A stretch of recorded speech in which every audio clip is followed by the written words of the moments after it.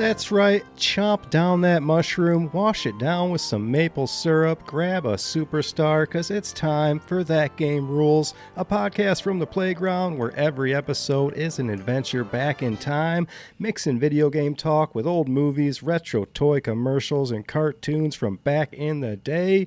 I'm your host, Scuba Steve. Thank you for listening and welcome back into the dungeon. No warp pipe needed to get here, it's just stairs. And today's episode is one of my favorite games ever, a love child between Nintendo and Square, Super Mario RPG Legend of the Seven Stars for the glorious Super Nintendo. We're teaming up with Bowser and Peach, the introduction and apparently the conclusion of newcomers Geno and Mallow, and a brand new story to flesh out the Mushroom Kingdom in ways our little child brains had never seen. Can the last Mario game released on the SNES pack enough punch to climb from the shadow of the N64 release? Did Nintendo finally release an RPG that clicked with Western audiences? And will I end up kissing Booster yet again at the wedding event? All that and more, but before we level up your Mario RPG knowledge, let's rip through this podcast intro. Welcome to the madness as we go back in time, talk about old movies, shows, and toys. Then we're going to get into the game vitals. We got box art, items, characters, Easter eggs, spoilers all around, levels, music. We'll check out some comments and reviews and a whole bunch of other stuff. Finally, we'll give this game some awards, slap a ranking on it, and continue to dream of a Mario RPG sequel that isn't Paper Mario. Don't get me wrong, I love Paper Mario, the first two anyways, but I wanted a sequel in this world. I want to catch up with Geno and Mallow, see what those guys are up to.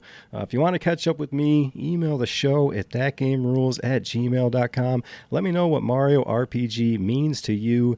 Tell me all the games you want to talk about. I've been waiting for this game, putting it off because I love it so much. I even had to take an extra week just because I wanted to keep playing this game. I'm just going to gush about it here for probably longer than I should. But shout out to Silas again for asking for this game to be an episode, giving me an excuse to play it yet again. This one's almost like a yearly playthrough for me of the classic. I own the remake, but I like that classic better. What's been going on around the dungeon? We'll jump into some memories. We'll get into the time warp. As of right now, it's the weekend as I'm recording this. The new Spider-Man's out, brand new day.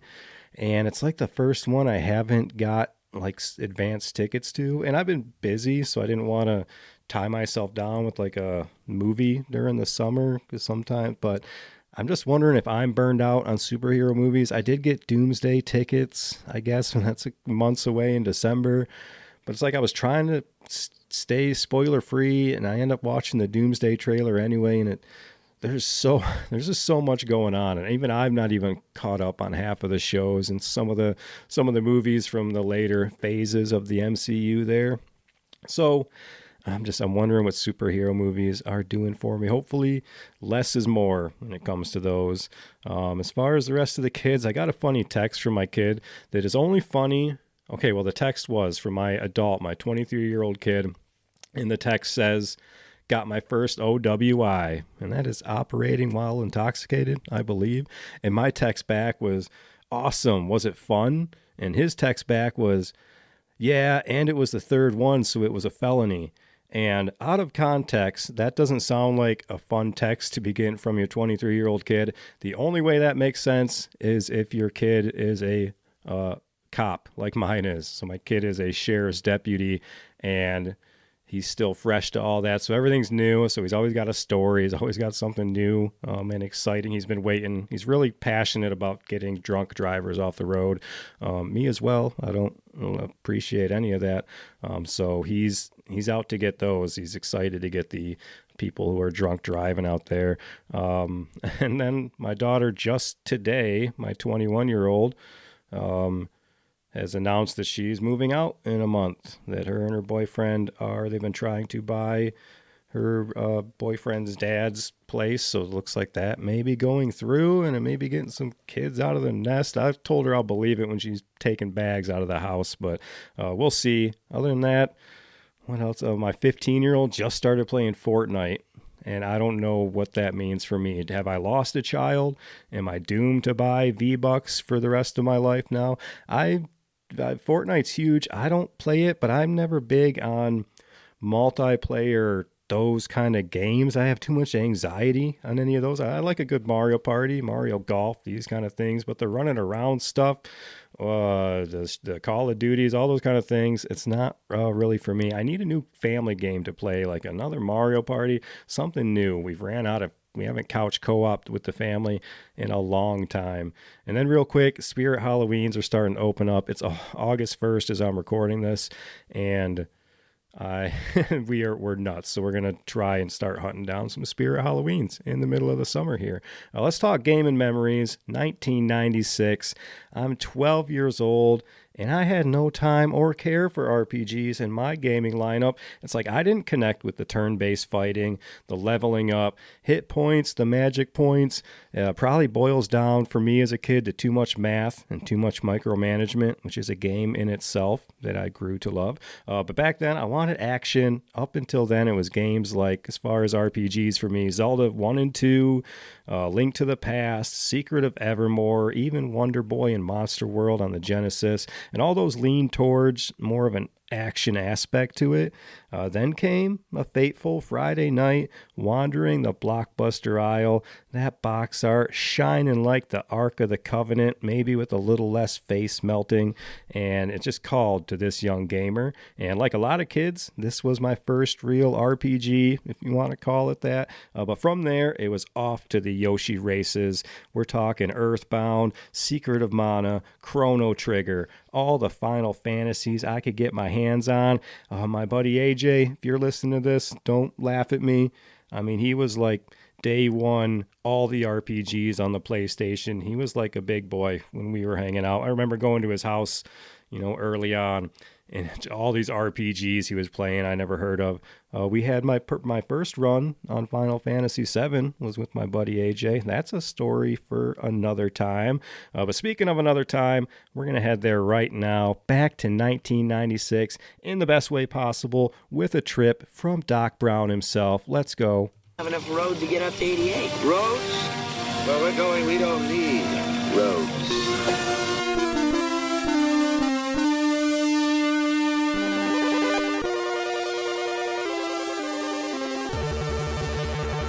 Back. I feel like my chair is overly squeaky today. We're back in 1996, and over in the Mushroom Kingdom, we're gearing up. We're ready to level up, ready to grow our party. But maybe in your bedroom, maybe you were working on growing something else. And easy, perverts, not that. I'm talking about a science experiment, if you will. Another product that didn't live up to the box art or those fancy commercials from back then. There's a new pet. Chia. Chia Pet, the pottery that grows. It's fun, easy, and educational. Just soak your chia overnight. Then spread the seeds like this.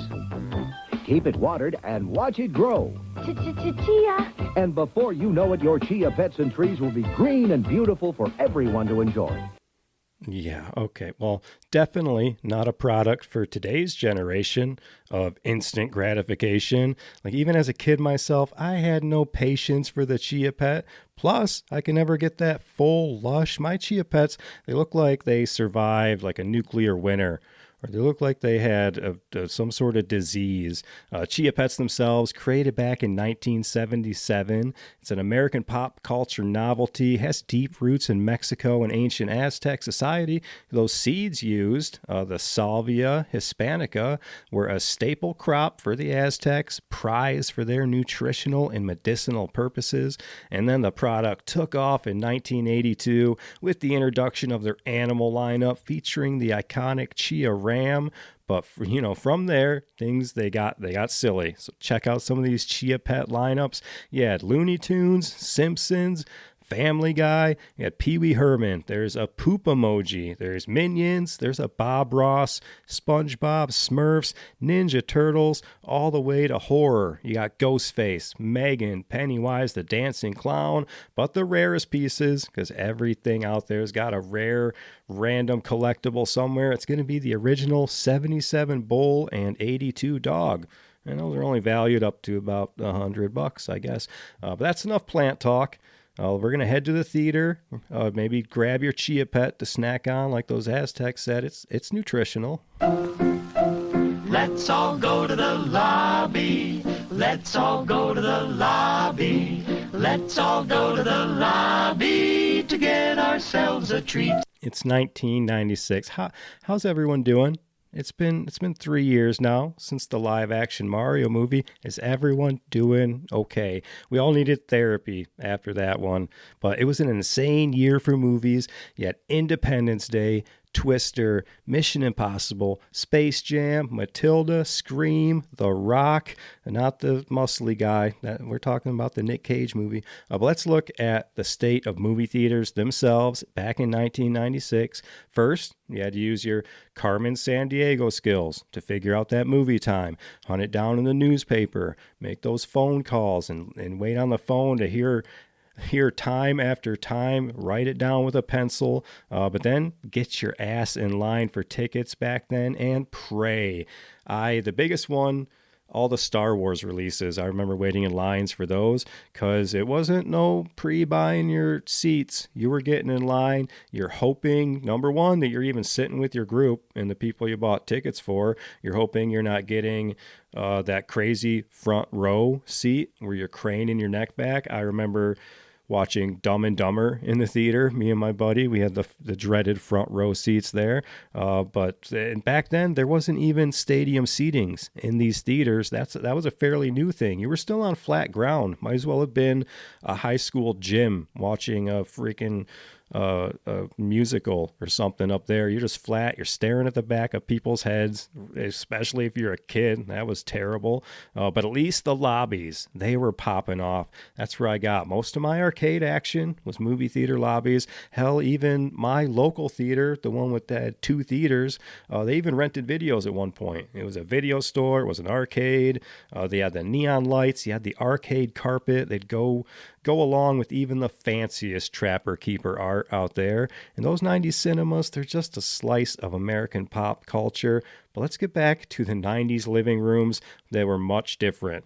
That was a lot of wood grain. Maybe even you had carpet in the bathroom. But let's see what was going back on at home with some TV shows. Just for fun, because I love it so much. Hey, paisanos, it's the Super Mario Brothers Super Show! With the Mario Brothers and plumbing's a game. We're not like the others who get all the fame. If your sink is in trouble, you can call us on the double. We're faster than the others, you'll be hooked on the brothers. Hooked on the brothers. Yo, you're in for a treat, so hang on to your seat. Get ready for adventure. Oh man, I'm hooked on the brothers. We've covered the Super Mario Brothers Super Show before, and we've covered the Adventures of Link. Well, excuse me, and we'll cover them again someday. But today we're putting the spotlight on one show that meant a lot to me, even has a special kind of cameo in Super Mario RPG here.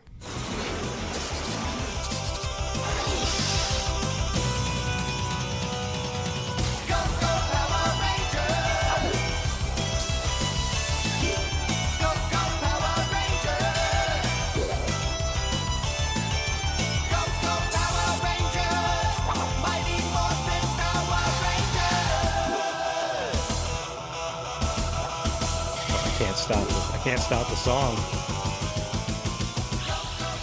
All right, we'll let that play out a little bit. Oh, the Mighty Morphin Power Rangers, the original for me, featuring my favorite team, Jason, Zach, Billy, Trini, and Kimberly, taking on Rita and her monsters in the lovely little town of Angel Grove. And shout out and RIP to Jason Frank, playing Tommy the Green Ranger, eventually the White Ranger. Dude just represented the Power Rangers for like his whole career. He was in tons of movies and shows. He was doing all the cons, meeting all the fans, and I hear he was just a really good guy. So the show itself, mixing that stock action footage from Japan's Super Sentai series with some American teen high school drama, and the show was just a juggernaut in the 90s. And some fun facts here. There was 4 male Rangers to 1 female in Japan. So the Yellow Ranger in Japan Japan. And all that footage is actually a dude. That's why Trini doesn't get herself a skirt. That's why it's just a regular dude. The Green Ranger, that storyline itself was supposed to be just like one season, a few episodes and done. But the storyline was popular. The Green Ranger, of course, playing his ocarina through his mask thing with his sword dagger. So, and of course, just being Tommy, that was cool. So they kept him around. And Bryan Cranston, before he turned villainous Walter White in Breaking Bad, he voiced bad guys like Snizzard and Twin Man. With the Blue Ranger, he did a lot of like producing work, I think, and the Blue Ranger being named Billy Cranston with his last name in his honor. And maybe next time we'll break down the movie, some of those Power Ranger movies. I got a lot to say about Ivan Ooze. I don't know about you guys. Let's look at gaming back in 1996. You got the SNES. It's in its twilight years. It's just an old man as the new 64 takes center stage. But the SNES, it's going to go out with a bang with games like Mario RPG, Donkey Kong Country 3, Batman Forever. Maybe not that last one, but maybe in another dimension, Nintendo actually released Star Fox 2 in 1996 as planned. That game was done. It was out of the oven. It was cooling off before they stuck it back in the deep freeze for 30 years. It's a technological marvel for the SNES, using every piece of RAM, every bit of data, and it still looked like crap compared to the PlayStation and the 64. So they would throttle back, not want to release that game. Would rather show off things on the 64. The Super Nintendo itself, they had released 1,749 official worldwide title releases. Could have been a nice clean 1,750, but they didn't. They decided to shelf it. Lucky for everyone, it's out and playable now, various items and systems. It was competing against games at the time, like Resident Evil. These are all the games, even like Star Fox 2 would have been competing against. You had Resident Evil, Crash Bandicoot, you got Duke Nukem. It's time to kick ass and chew bubble gum, and I'm all out of gum. Tomb Raider, Diablo, Quake. You had Pokemon Red and Blue on the Game Boy. And what kid had time for Super Mario RPG when you got Pokemon happening? You got Pokemon popping off. This game's a bit under the radar, our Mario RPG here, but I'll tell you who did have time for it, this kid right here. And it was that beautiful box art that spoke to me. So let's go full Mario, let's break out that hammer, and let's bust open this box art. Now, I know you love video games, and I asked the clerk which is the one every boy wants. You got me. Oh, yeah! Super Mario RPG Legend of the Seven Stars, 1996, developed by Nintendo and Square for the Super Nintendo Entertainment System. And that puts that baby right now in its 30-year anniversary, and it is continuing to just make me feel old yet again. Let's take a look at this box art. Get online right now. Go take a look. I'll wait.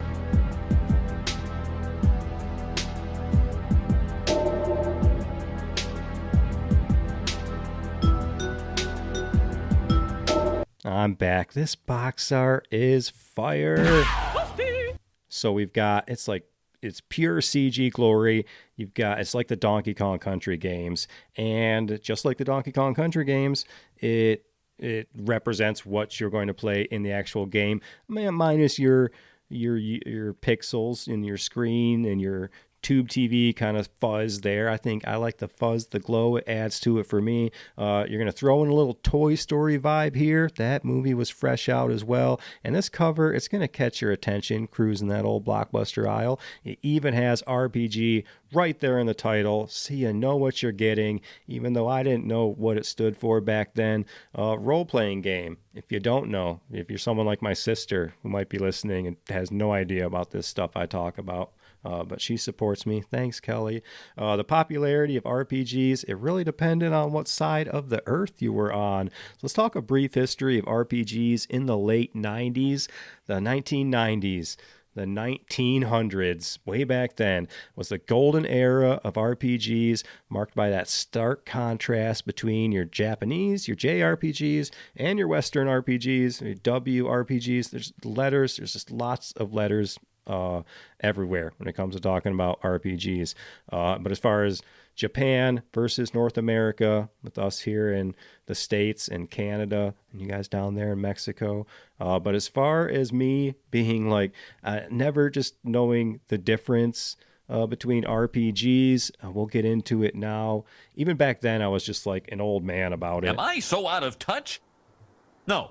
It's the children who are wrong. So a lot of this RPG info, it's new to me, but let's go over it. Your JRPGs, starting with your core design philosophies. Over in Japan, they focused on delivering a structured, linear, and deeply emotional narrative, you're not really getting on Nintendo. Players controlled predefined characters with set personalities, backgrounds, and motivations. Think of Cloud Strife and Final Fantasy VII. Games like Chrono Trigger, Pokemon even. Their characters are kind of established. Whereas in North America, it emphasized player freedom, autonomy, open-ended exploration. Players typically created their own avatars from scratch, choosing their race, class, moral alignment. Think of games like Fallout, World of Warcraft, Diablo, Elder Scrolls, all those games over here that are popular. As far as the mechanics over in Japan, that's where you got your turn-based, your active time battle systems. Combat usually took place on a separate screen, triggered by random encounters, focusing more on your menu-driven strategy. Whereas in North America, that favored the real-time combat or the tactical pause systems like Baldur's Gate. Gameplay mechanics were heavily adapted for tabletop rule sets like Dungeons and Dragons, emphasizing environmental interaction and choice and consequence. But there's a lot to be said between the two of them. Creating your own story in a game like World of Warcraft, or playing a game, I guess even a game like Skyrim, you're kind of developing your own morality, especially when I attack the first town and then I can't get back into that for the rest of the game. I just kind of screw myself. So that's what I got. RPGs and me, like I said, I'm chaos. So I'm always doing random things in RPGs. Usually it tends to bite me in the ass later in the game if it's not a bad save place or one of those other things I tend to screw up. But as far as the markets themselves, they were still, that's what controlled it as well. Who's buying what and who's paying their money where. But we're still talking between Japan here. Japan was heavy on the console dominance.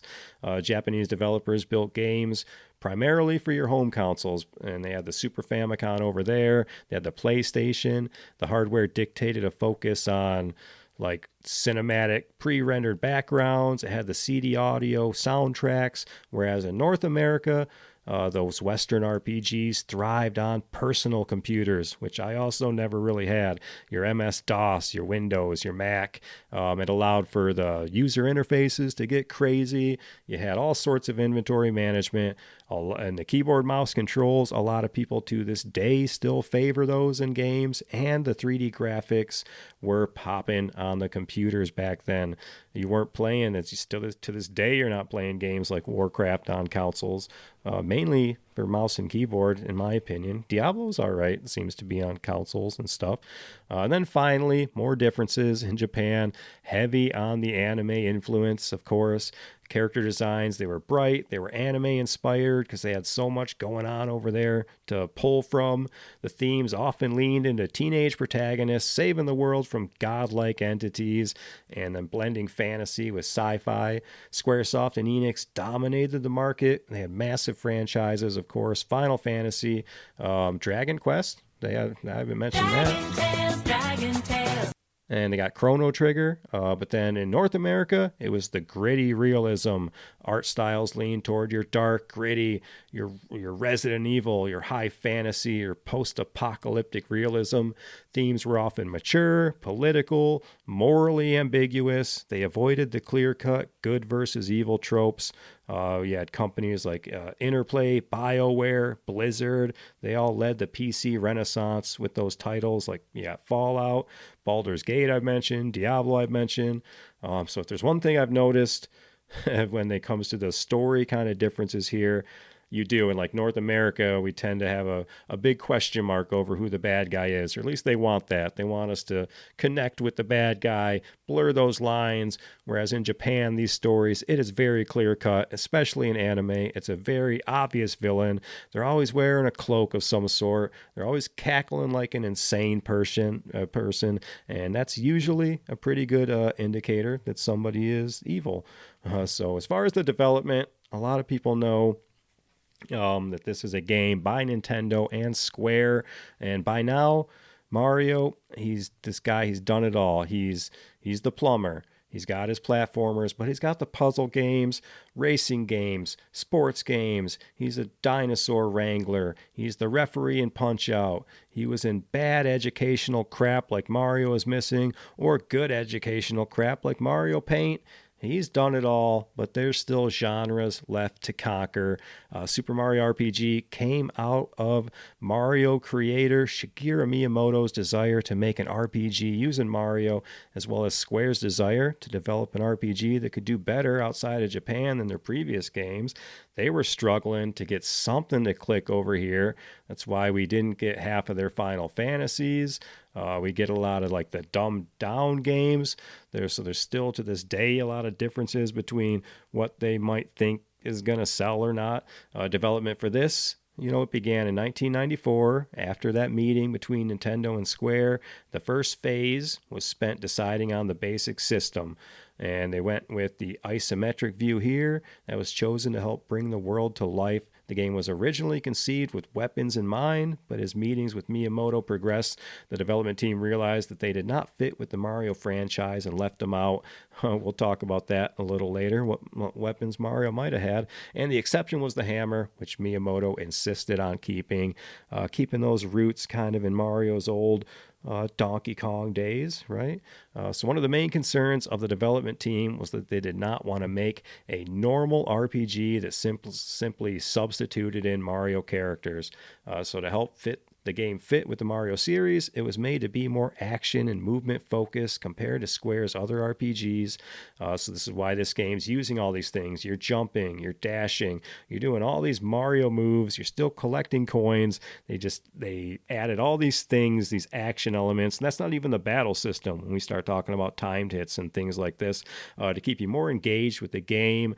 The enemies aren't random encounters, so you can avoid enemies. And on top of that, for better or worse, they add in that platforming in this game, which can be tough in isometric view for some of the platforming, especially if you're trying to do some of the things. Maybe it's a chest you only get one shot at in this game. There's a couple of those, but the game itself was officially announced by Miyamoto and co-director Chihiro Fujioka. At the 1995 V-Jump Festival event in Japan, Miyamoto led teams at Nintendo and Square who spent over a year developing the graphics, working on those pre-rendered CG sprites, and I believe it was at this festival that I may mention later, Miyamoto did like a ask the audience, essentially, as far as these, how should this game play? Should Mario have these kind of classic medieval weapons? Should he be jumping? And have his kind of plumber moves, and everybody, of course, was cheering for Mario to keep his classic move set, throw fireballs, do the jumping.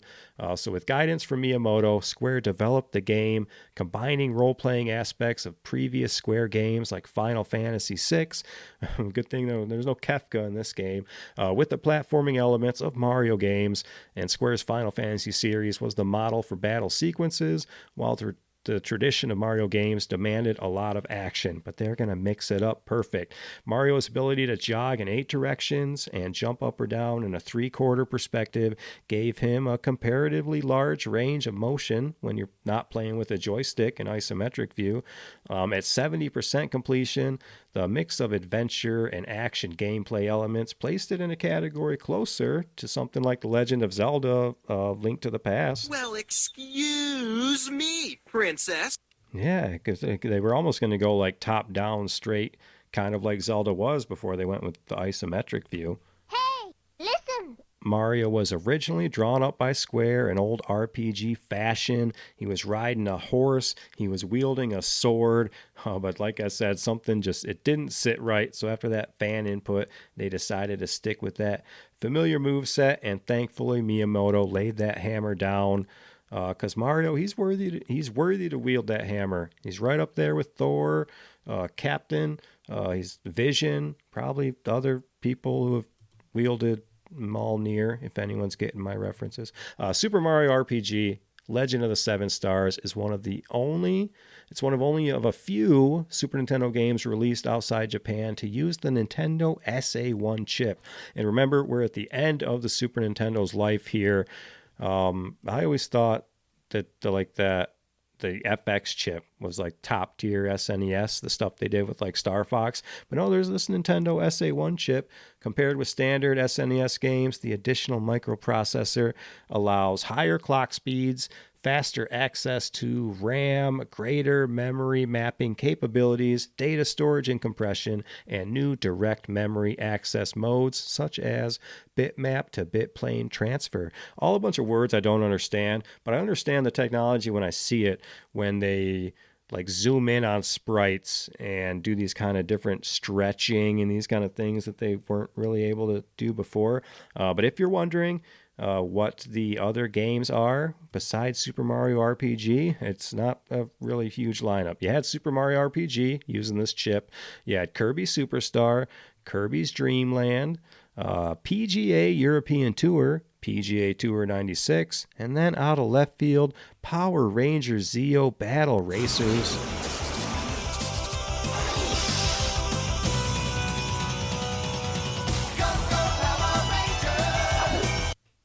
So the release of this game, just 4 months before the N64 drops. Mario RPG was first released in Japan March 9th of 96, sold 1.47 million copies in Japan, making it the third best-selling game of 1996 in that region. So for the game's North America release, they're like, oh, it's an RPG. We don't really know, So they released it in May of 96. They shipped only 300,000 copies to retailers in the United States.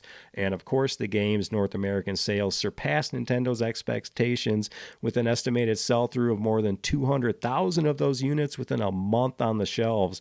A representative for Nintendo of America said that it was, quote, on track to easily exceed 500,000 target, and it may easily become a 1 million seller by the end of the calendar year. Shut up and take my money. So that's why this game, it's by August 24th, we're hitting heavy rentals. It had been the most rented game in the United States for 14 weeks straight. Super Mario RPG became the 6th best-selling game of 96 in the States, and it was the last NES game released by Square in North America. I bet my Wookiee. That's more of a sad story we'll talk about. It was definitely a rental for me, I don't think I owned it. It was a re-rental. It was hoping that save file was still there, or sometimes you use someone else's save file when you get it from the rental place, but I always felt kind of dirty. I always wanted my save file, and sometimes you get lucky, it was still there. And Super Mario RPG received positive reviews, though its battle system and characters were criticized by a few critics. It garnered praise for its graphics and for its humor in particular. Nintendo Power's review, which I love when Nintendo Power's reviewing their own games. No, it's guys, I get it, it's fine. They commented that the excellent 3D graphics helped the game appeal to a much wider audience than most traditional RPGs. And in March 1997, Nintendo Power nominated the game for several awards, including Best Graphics in a Player's Choice contest, though Super Mario 64 won Best Graphics. Okay, now hold on. We all love Mario 64, but put a screenshot of that next to Mario RPG. Are you kidding me? Well, excuse me, princess. Now, this caused me to get yelled at on the internet again, because I made a post pretty much saying that, and maybe it was the phrase, the N64 is just a bunch of muddy polygons, that maybe set some people off. And if you listen to this podcast at all, you know I love the 64, but look at it. It's not... I love it for what it is. I'm not putting lipstick on it. In order to go 3D in 1996, That's what you were going to get. You were going to get flat walls. You're going to get bad cameras. You're going to get glitches, things that look okay from a distance, and like a muddy lizard skin, something out of like the George Lucas special editions of Star Wars that's just taking up the whole screen all of a sudden out of nowhere. I knew it even back then. Those are sacrifices you were going to make. It's like, but nowadays people are remaking games. They're making new games like Celeste or games like Sea of Stars with this Super Nintendo Pixel, 16-bit, Sega, all these looks. They're making games like that now because they look so great today. People aren't remaking 64 games to my knowledge that I see. I don't see any shooters, first-person shooters now where your hands are just mittens like GoldenEye. Or, you know, and which, of course, and I'm talking out of love. I love these things, but it's like, I don't, people just want to be right. It was like, I made the post asking for opinions. So give me your opinion, but don't tell me I'm wrong, because we're talking about opinions. I want to discuss video games with the internet. What can you do? I love 64. I love all of them. But my point was, you put an end of system game next to the beginning of a system game, same year, 4 months apart, 1996. Other people are like, it's not fair to compare these two games. They're completely different systems. I'm like, I'm comparing the year 1996. Like, this is what we used to get back then, these big jumps. Nowadays, you can't tell us. The next system, the next PS6 is going to be like I say all the time, yeah, the shadows are better and the rain looks, but it's not these... You're not sacrificing things to get to the next step. Like when we had to sacrifice, the next step, I guess, would be like a VR type of thing, in which case you are sacrificing things. Look at VR games now. They're not that you have to sit to in order to get that VR. Same thing with motion. Everything's got to take a step back if you want that new gimmick, that new gameplay. I'm talking about this for way too long. Now let's keep going. Electronic Gaming Monthly praised the graphics, stating that they are the best seen on the Super NES. What can be said of that? Like that's an argument I'm willing to throw down on. Scary Larry, remember when people all had names in like the magazines? Scary Larry of GamePro gave the game a perfect 5 out of 5 in all 4 categories. He did graphics, sound, control, and fun factor, which is kind of close to like my rankings at the end of my show. Praised the rendered enemies, cinematics, and spell animations. I didn't even talk. I did a lot of, hopefully I'm going to go as far as this episode. I've got my Mario RPG guide I'm going to be referencing a lot. I'm going to be all over the place. I wish I could mention every single thing about the game. It's going to be spoilers on everything. Of course, as usual, I'll probably get a bunch of stuff wrong, but I didn't even think of talking about the spell animations themselves. They look great because they're real classic Final Fantasy like in a Mario game. So I like that mix. When it's not just doing it silly, like when it does like even like flame and it just takes over the whole screen. Like, I just like that in my RPGs. Finally, a reviewer for Next Generation found that the battle system refreshingly differed from tradition and was pleased that, quote, the elements that stand out from the traditional formula are those that make this a recognizable Mario game. He wrote that the gameplay was complex enough to challenge even veteran RPG gamers, yet simple enough to not alienate newcomers to the genre. And speaking of not alienating newcomers, how about you add on a killer freaking soundtrack to stomp some Goombas to? Let's talk about the music. The game's soundtrack, composed by Yoko Shimomura, who incorporated arrangements of music by Koji Kondo from Super Mario Bros., as well as pulling in some tracks from Final Fantasy IV, I believe. But she regards the Mario RPG score as one of the turning points in her career. And you know I love remixed Mario music. We're going to have more towards the end of the episode as we celebrate the music of this game, taking old tracks, and it's mixing everything in this game, not just your 3 NES games, but Yoshi's Island from Super Nintendo, Super Mario World, even some of the better sounds from like, as much as I hate games like Mario is Missing, that's got a good soundtrack because it remixes a lot of tunes. But she ended up coming back for the remake as well and remaking stuff. She did.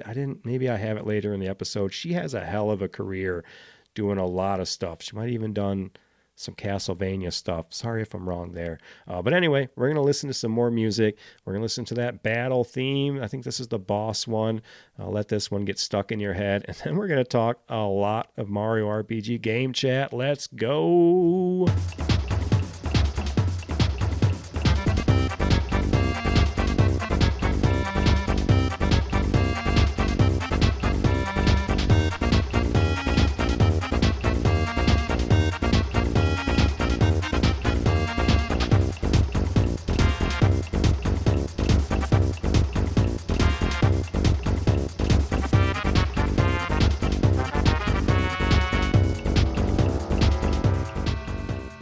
Oh, yes.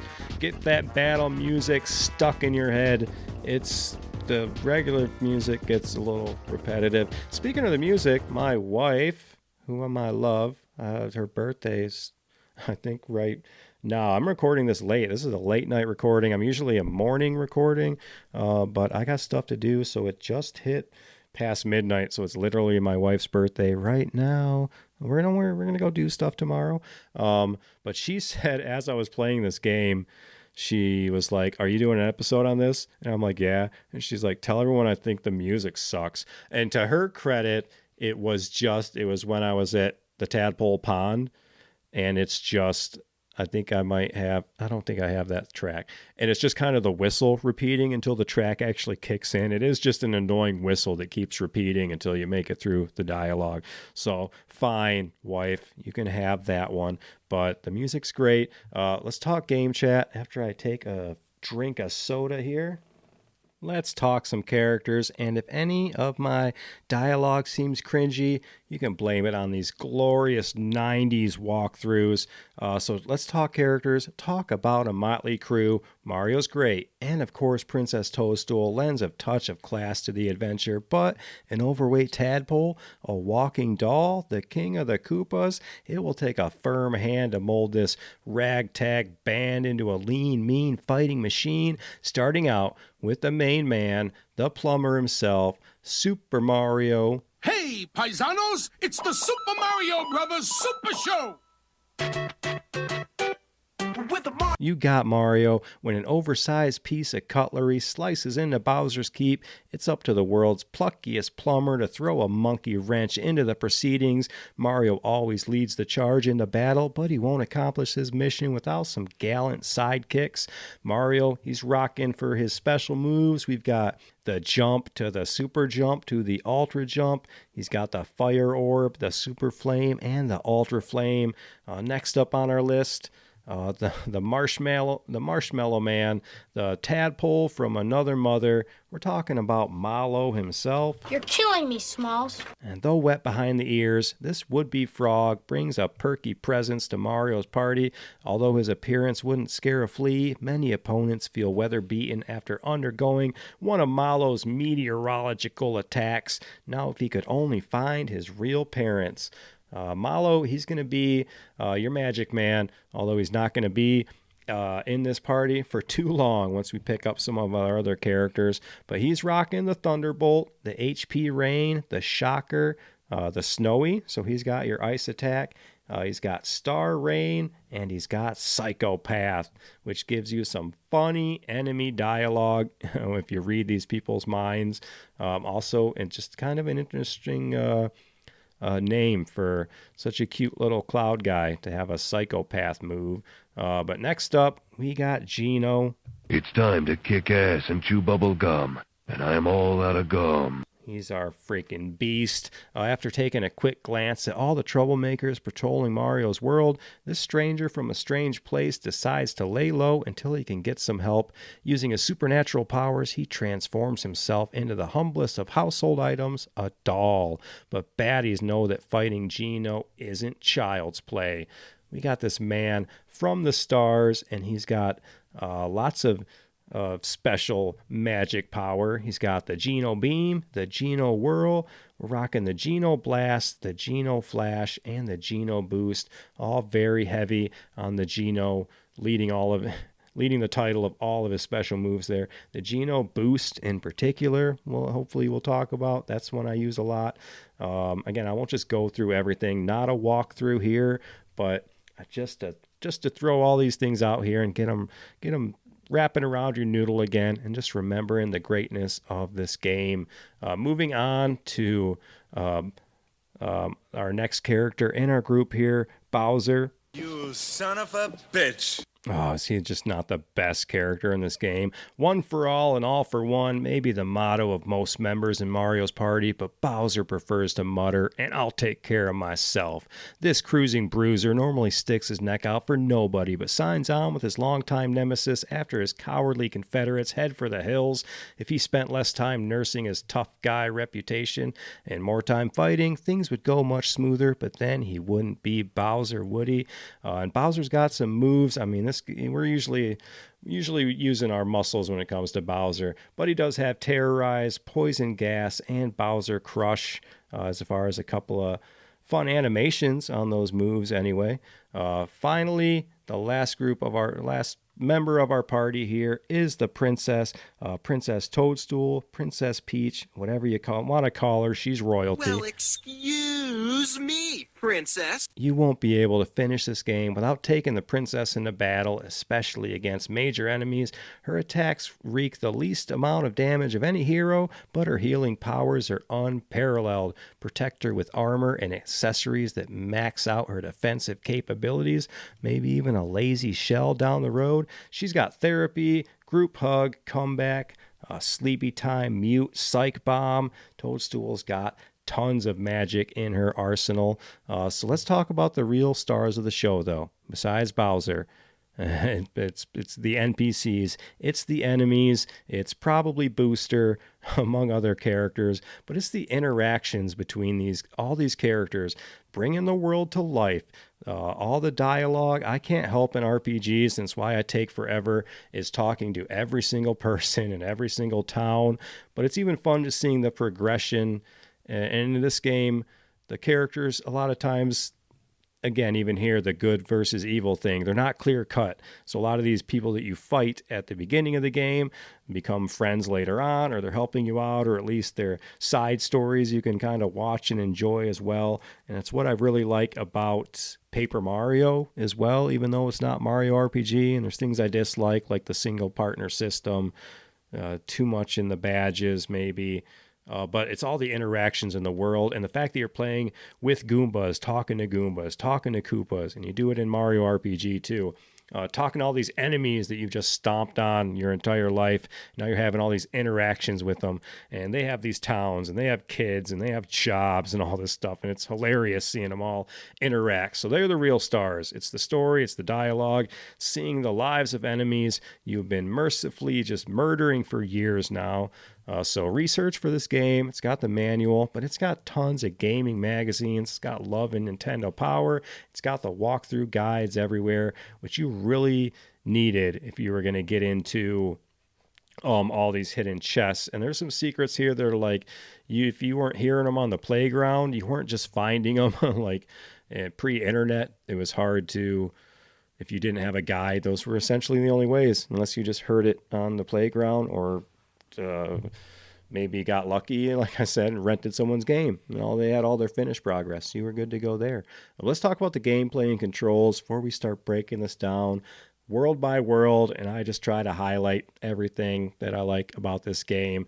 Mario RPG contains plenty of similarities to other Square-developed video games, such as the Final Fantasy series, along with a story and gameplay based on the Super Mario series of the platform games. Like most traditional JRPGs, the two main sections of the game are adventuring and turn-based battle sequences. But again, no random encounters in this one.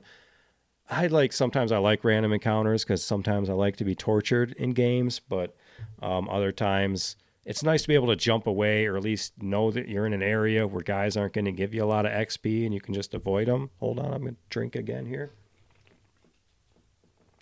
Much of Super Mario RPG's gameplay is outside the monster battles and plays like an isometric 3D platformer in which traditional Mario elements such as punching floating chests in this case, not coin blocks, but you're still collecting coins. That's prominent in this game. There's no random encounters, and as such, enemies are visible in the field. A battle ensues only if Mario comes in contact with one, and this allows the player to evade unnecessary battles. The player starts each turn by choosing to attack, defend, run, use an item, perform a special from the combat menu. The action command also consists of time button presses during an attack. Also your spells, your defense. So if you don't know, it's just as these enemies are attacking you or you're attacking, extra buttons pushed at the right time will do extra damage and those kind of things, which wasn't typical in RPGs, so it does add an extra pay attention element. A lot of times, some of those RPGs is like set it and forget it. You could almost just have one of them little bird things from The Simpsons, just tapping a key, like tapping a button on your controller over and over it, and you can just make it through half of those fights. But it's what's that time button. It became a mainstay of the later Mario RPGs with games like Paper Mario and the Mario and Luigi saga. But as far as the story itself, we're starting our adventure in pure RPG fashion with a classic name selection. This is great! And all I've done is enter my name! Thrill House! Although in Nintendo's case, you're just naming your file. I don't think Nintendo wanted that word Mario replaced and all that dialogue with some of the clever names us gamers come up with when we're naming our characters in RPG games. Looking in the mirror here. But now we're off to the Mushroom Kingdom where Peach is just hanging out with the butterflies. In the opening of this game, in comes Bowser in his flying clown car thing. You son of a bitch. And I'm already in love with the game because there's so many references to the old games, and it starts right out with some Mario World love. And then Mario busts out of his pipe house and it's off to rescue the princess. A simple story so far, but stay tuned for the silliness to come. As far as the world itself starts out, the Mushroom Kingdom, Mario is like a celebrity in this world. He's like famous for being a hero. Everybody wants to like meet him. All the citizens demand that he dance like a monkey to prove that he's Mario, and he's just jumping a lot for these people, and they go crazy for it. And they continue that in games like Paper Mario too. So that's fun. And then of course Mario is the silent hero, just like the Zelda games, and that makes for a more, where you kind of answering in your head. You don't need to have the hero say things. And that's very different from a game like Final Fantasy, where characters are constantly talking and things. So we got Mario. He's a celebrity. We're in World 1, the Mushroom Kingdom. And what's a hero to do? Mario sets off to save the world, but gets drafted into a high-speed pursuit when a larcenous lizard swipes a tubby tadpole's wallet. All's well that ends well, though. The grateful Tad offers to join Mario and brings along some wondrous powers. So we're into it here. Some of the items we're going to get at the beginning of the game. You're going to get a mushroom to restore your HP. You're going to get honey syrup. That'll restore your flower points. Pick-me-ups are essential in this game. That will revive a fallen ally. And then you got things like Able Juice. That'll clear negative statuses like poison or scarecrow during battle. And speaking of battle, we'll be taking out guys like the Goombas, which is just, according to the guide, they are mushrooms, Goombas. So you got your weak Goombas, you got the Spikies, we got Sky Troopas, so you got Koopas, we got weird guys like Fragog, who's just like a large frog-looking guy. And I've talked a lot about like the Mario RPG versus Paper Mario, but as long as they keep building that world, it's what there is no Mario RPG 2 because of that divorce with Square and Soft that we'll talk about later, as far as Square owns half of these characters, half of these ideas, I guess. Maybe we'll never see Malo and Geno and Smash, which would be a fun team up. Although Geno has a few cameos in some weird, you can get him as a freaking Mii outfit or something, I guess. But I want a real Mario RPG sequel. But the Paper Mario games are great. I need to get more into those Mario and Luigi games as well. If anything with Paper Mario, I wanted a bigger party, like I mentioned before, just a single partner. And just, I don't know, I guess I really like a lot of the world stuff from Paper Mario, so I won't complain too much about that. But the artwork, as far as Super Mario RPG here, I mentioned the clown car.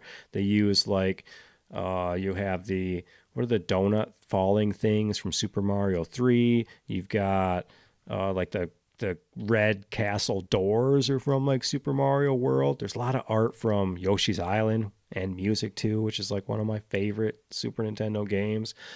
So a lot can be said on whether or not this is the best looking Super Nintendo game out there from an art standpoint, but that's all subjective too. So whatever you think, you tell me. You know, Star Fox was revolutionary on the Super Nintendo. It don't look too great. Same with a lot of those 64 games. But anyway, you've got your intro cinematic, you've got the Bowser clown car, and you've got this iconic, like Final Fantasy looking castle shot when Mario goes back up and the giant swords like stuck through the castle and whatever. And you're starting the game just the way you should. You got a Bowser fight. You son of a bitch. So you're quick, you're right into it, you're taking out Bowser, you're taking out something called a Kink Link, which is a weird name for that chain chomp thing. But it's another cool thing it's teaching you too in that first Bowser fight. You think you're going to start attacking Bowser, but you need to attack the chain chomp, which then drops, you know, the chandelier thing. You both start falling. And it's a cool just kind of gimmick there. It kind of lets you know the game isn't going to be what you expect. And on top of that, you're just jumping into a Bowser fight right off the get. So then, you know, you're back in the world, starting out your new adventure just by yourself. And the Mushroom Kingdom looks great. All those first levels, the color-wise, everything feels real Mushroom Kingdom. Right up to your first half kind of boss being Hammer Brothers, and that's just kind of perfect for a Mario Nintendo game too. It kind of just calls back to everything that makes Mario Mario, and you fight the Hammer Bros, you get the hammer from them. And as far as the game itself, it's got like better world building than Mario 64. It does go, and I'm not trying to dog Mario 64 this whole episode, but 4 months later, it's like a reset. We're back to Mario 64. You're back to playing Mario 1 on the NES, but in 3D, with very minimum story, of course, fun levels, and just playing it in 3D. Like I said, it's a sacrifice. But if they kept going with this, the kind of world building you get in the Mushroom Kingdom, it's not even in games like Odyssey or any of these things. It's only in these RPG games. Maybe the next big Switch 2 game will be a new Mario RPG or something, because none of the Paper Mario, I guess that is their Mario RPG. It is Paper Mario. The last ones have all kind of sucked, and I guess it is what it is. But we talked about Mario not speaking. I think that's key, but Mario does have those mime skills, so he's constantly acting out all these things for the other NPCs. He's also a master of disguise, because apparently he can just change into any character he's describing in like 3 seconds. But back in the Mushroom Kingdom, when I was playing this, when I was a kid, I swear the Mushroom Kingdom part of the game was like 4 times bigger. I swear there was like 30 buildings and there's like 3 or something you can go into. All of this, it felt so much bigger as a kid playing this than it almost shrinks the older you get.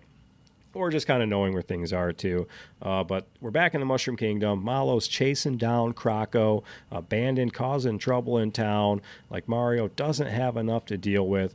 Malo wants the frog coin to get his grandpa some tasty cricket pie, so the chase is on.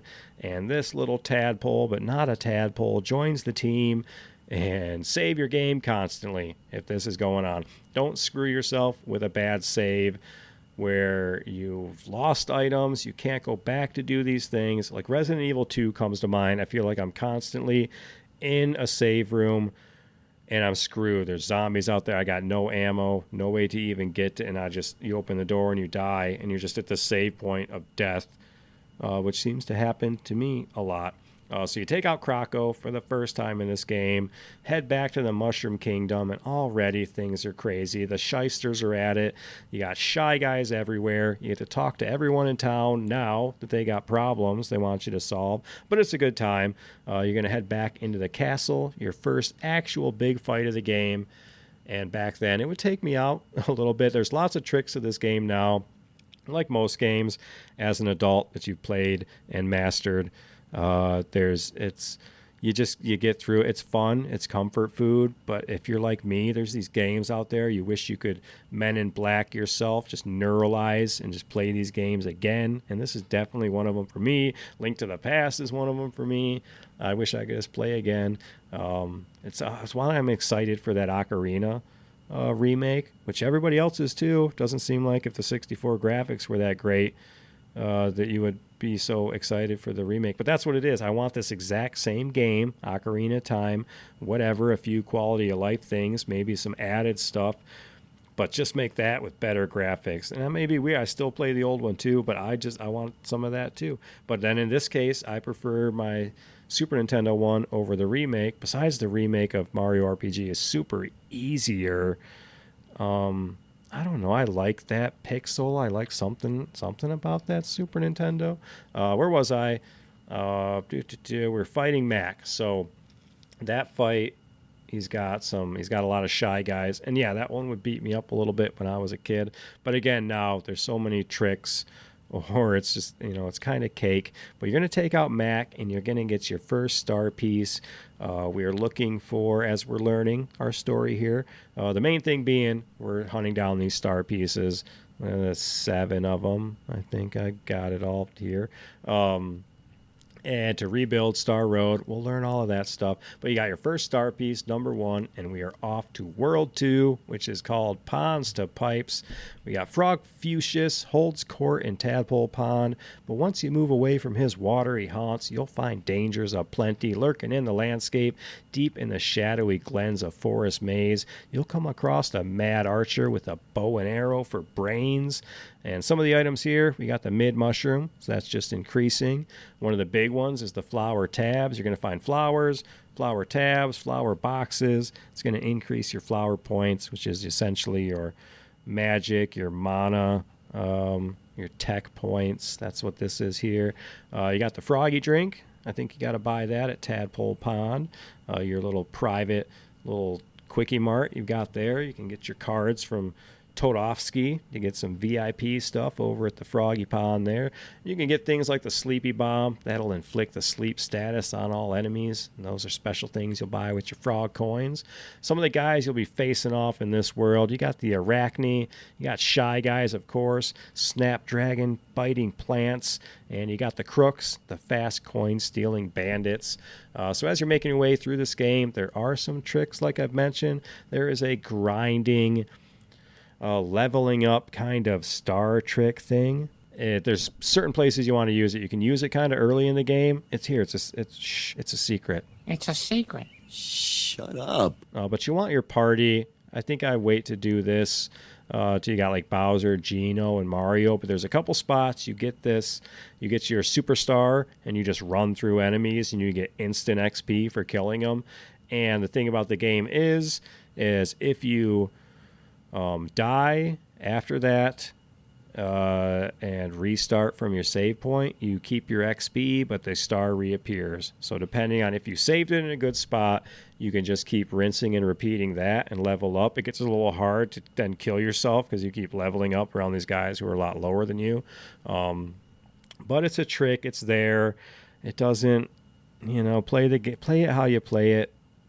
Sometimes I level up a little harder than others. Sometimes I want the challenge. Sometimes you just keep Mallow in your whole team if you really want a challenge the whole time. There's tons of fun, different ways to play the game. I'm usually leveling Mario like full attack. He's going beast mode. And then the parties are usually leveling between your Mario, Bowser, Peach, which is kind of your classic combo. But then you got the Mario, Bowser, Geno when you just want to go just like full tanking, full attack, and then Mallow, he sits back in the corner. Mallow's over there. You're killing me, Smalls. So we head over back to Grandpa at Tadpole Pond there via the dreaded Kero sewers. Those ones, when I was a kid, seemed huge. I can still vivid memories of where I'm at right now, past midnight, like playing this game, everyone's sleeping. it's stuck in the sewers, all the lights off, and just hours of getting lost. Of course, now I can make my way through it pretty easily. Even then, I still get lost playing in the sewers. You got the Pandorite optional chest boss, and you can start earning some of those accessories, which are kind of like the pre-badges as far as your Paper Mario stuff goes. As far as equipping just an extra accessory to stop sleeping, or there's like XP boosting, which is the one I'm always using. So it is very similar to where they eventually go in Paper Mario. And now in these sewers, as the boss fights get tougher, we get the Balloam fight. Now his name, I always called it Balloam as a kid. You read these things, you never really know. I've heard it referred to a lot as Balloamy, with the Balloamy, and I'm not sure Nintendo was rocking that way, but they did have a chain shop named Kink Link. So you got Kink Link, Balloamy, and I don't know what's going on, but I'm going to call him Balloam, this dog-looking thing, because this is what I called him when I was a kid, and that's how I roll. So you got that fight. Now Magic is a bit more involved because he's cast like Scarecrow and Sleep, but if you did beat Pandorite and got that chest, whatever the accessory is, the True Form pin will prevent all that, so you kind of want that for that Balloam fight. A lot of the classic RPG ailments there as far as sleep and poison and all those kind of things. But you beat Balloam, no star piece here. He's kind of a mini boss, and you're on to the waterfall mini game, which was one I played a lot when I was a kid, trying to get that frog coin, whatever it was, all these mini game challenges. And it's what I guess makes a game good, or a mini game, is that you want to keep playing it to kind of get that. I know I go off about high scores a lot, but that high score, that top 60 coins on the barrel game. So you got the waterfall mini game, collecting coins. You collect flower points there, the flower tabs and stuff if you're doing that right. But it's got a barrel jumping event mini game as well. And then you randomly just get yourself a knock-knock shell weapon at the end, because the game will do that too. Sometimes you're just given things. Sometimes you find them. Sometimes you buy them. Sometimes you earn them in fights. But the knock-knock shell is fun for Mario. Kicks it up in the air. Shells to enemy faces is always enjoyable playing as Mario. Hey, listen! We're back to Tadpole Pond yet again, because Grandpa's always got that wise old sage advice. So you talk to Grandpa, find out Mallow. Spoiler alert, he ain't a tadpole. That's the biggest non-spoiler spoiler alert in the history of it. Not really. Mallow, this marshmallow cloud guy who causes rain when he cries, is not a tadpole. So now you got a side quest. We're going to find Mallow's parents. Mallow gets the froggy stick from Frog Fuchsius. He hands down this ancient piece of wood that's been in the family for generations that I'm probably selling at the next shop I go to. But we are out to take down Smithy himself. We're heading to the Roseway, heading to Rosetown via the Roseway, and it's got one of the best parts of the game. I gotta find a good fancy button for it. There we go. Things are getting toasty because we got our first Bowser meeting with his army to take back his castle, and the Bowser interactions are the best things in this game. So the first one, he's got his rows of minions. He's going to take back the castle. No one messes with Bowser. He's out of this scene for now. So we're at Rosetown. I can show you the world. It ain't Mushroom Kingdom anymore. It's Rosetown, and things are getting out of hand. Arrows are raining down, paralyzing the town folk. Head inside, get shelter, meet a little kid named Gaz and his toys. He's got little Mario toys, and there's something about big old Mario sprite next to tiny little Mario toy sprite that I really enjoy. The little Bowser toy sprite is really cool. You're going to play with some toys with this kid. Mario's going to get knocked out. In the meantime, you get that cutscene of the star possessing the Geno doll, and off Geno runs to the forest, where we're going to follow Geno into the forest maze, very much like the Lost Woods of Zelda. And you get a fun secret from one of the Toad people in town that'll tell you directions to go. I think left, straight, right. One of those to get some goodies there. But then also it's the point where in order to get through the maze, you've just got to keep following Gino as you see him. But then there's tons of enemies around too. There is some real Timu looking, Donkey Kong looking enemies. And even when Malo, I think, uses Psychopath on him, it says something like, I'm not what this other character you think I am. They're very, tongue-in-cheek and also on the nose when it comes to a lot of their puns and jokes, and I'm all about that in this game. So you're making it through the maze, on to our next big fight. We're going to join Gino. We're going to take down this. You got Bowser with a Z, replace that with a Y, and you're going to have yourself a fight with Bowyer. You son of a bitch. Bowyer. You got the Bowyer fight. You're joining Gino. The numbers themselves, as you're doing damage and leveling up, they keep it pretty small. In this case, now our boss is at 700 HP. Like, if you're rocking, 100 HP, you're getting up there as far as Mario. I forget what the max is, almost 300 HP on characters. But this fight, things start to get interesting. Now he will lock out. He's reaching beyond the fourth wall, throwing your X, Y, and A buttons right on the screen, and then he'll lock them out by shooting them with an arrow. So that's fun. It's starting to mix in those RPG elements, changing the fights up a little bit. You're going to get star piece number 2 from this guy, but he's going to run back one of his little arrow minions. He's going to tell his boss is on you. So they're going to start to, they got all these people hunting down star pieces now. But you got star piece number 2. You got Gino on the team. You got the story of Star Road / Star Street / Star Avenue. As far as Star Road, got what the sword went through and destroyed it. All these shattered pieces are from Star Road. And the issue is nobody's wishes are happening now. With Star Road being broken, there's no way for the wishes to come true. So eventually you get to kind of see everybody's wishes that aren't happening up there. But we're sad. The wishes aren't happening. We're going to try and fix it here. So shooting stars and wishes aside, it's back to Rose Town. Folks are back to normal. You're going to pick up Gino's finger bang, finger shot, whatever it's called. It's a finger shot. I'm the weird one. And we're on to our next world, Mole Mountains. A stranger from a strange place has joined Mario and Malo, and straight off the bat, the 3 friends hit the mother load of trouble. Bowser offers to join the band, but can Mario put aside his feelings and trust his old nemesis? Then Mario finds the princess. There's just one hitch. She's engaged to a world-class, notorious nutcake, and we are getting to some of my favorite parts of the game. But we're in World 3, Mole Mountains. Some new items now. You've got maple syrup, so we're just increasing our syrup names, but again, more flower points. You've got newer things now. You got the bracer. That'll boost an ally's defense. You got the energizer, which looks like a soda pop. Looks like a fountain pop drink. That'll boost an ally's attack power. And I love all those little sprites too, and all those little, they're very Earthbound like when you're like eating snacks and stuff to gain energy. I like that. Some of the guys you'll be fighting, the Magmite, because we're hitting mines now. You got the Babam. You got the Enigma, the bats, and you got things like Sniffit, those kind of shy guy looking guys. They're bullet spitting mass shooters, the Sniffits.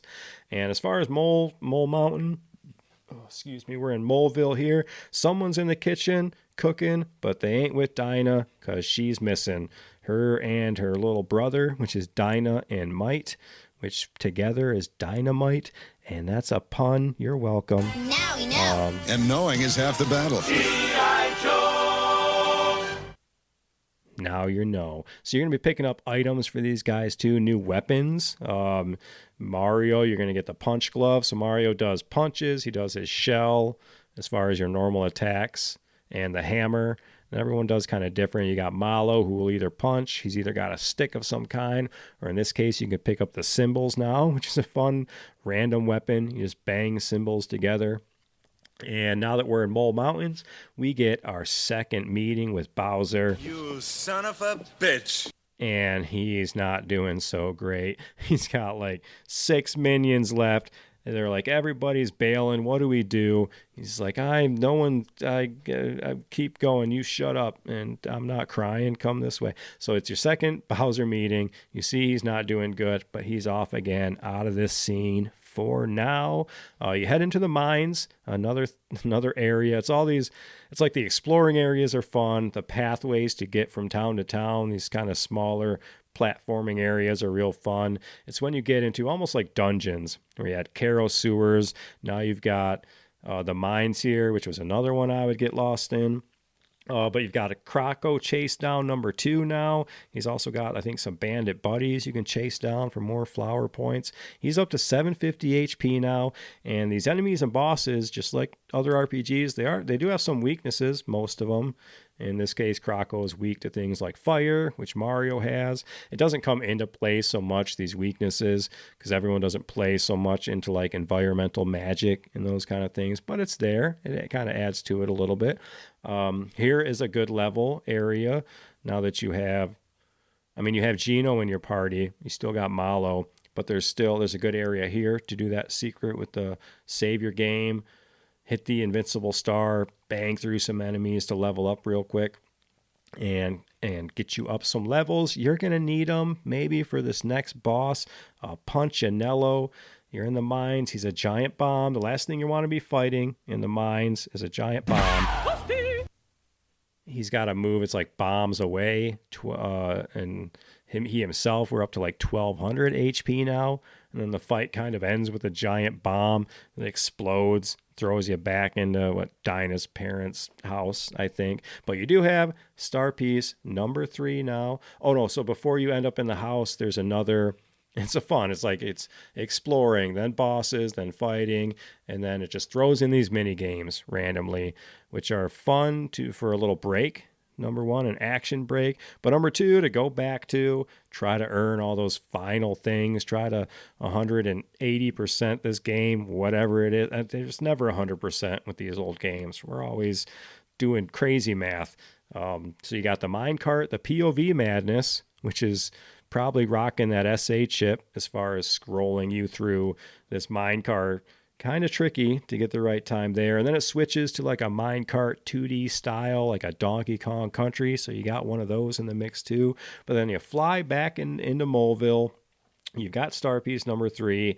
And on to our next piece of story here. As you're walking out, Mario finds a little beetle that some Sniffets come and snatch up because that little beetle apparently belongs to quite the odd fellow named Booster. And this guy is probably my favorite part of the game. So we're going to head to Booster's Tower. The game itself is not big. It doesn't have like an overworld, like a Zelda 2 kind of thing as far as like a big. It kind of has like a kind of mini map thing as far as going in between areas. I'm the map. If there's a place you gotta get, I can get you there, I bet. I'm the map. Nothing you really need to open and like search for or anything.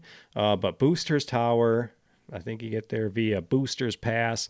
It's my favorite part of the game. I make it to Booster's Tower a lot and then maybe fall off it because again we get to the pirate ship, which is another big maze for me. But Booster's Tower, now we're finally meeting Bowser again, and sad Bowser is sad. But thankfully, he's going to let you join the Koopa Troop as an honorary member, just because he's such a nice guy. Because Booster up top, he snatched up Peach. He's going to marry her in some sort of crazy wedding. But you get the best interactions with Bowser. And now that Bowser is on the team, Malo is going to GTFO. You're killing me, Smalls. So into Booster Tower, and there's tons of Easter eggs and references and fun music and weird sprites and all the things I love about 90s video games. There's a Magitech armor Easter egg right at the beginning from Final Fantasy. You've got the Booster picture puzzle where you have to like put it in order of the generations of boosters.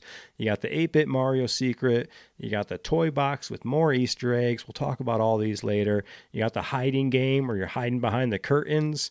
And then you've got the area here where Bowser gets his chain chomp weapon, which is fun. Bowser will just throw a chain chomp and it just munches on to enemies' faces.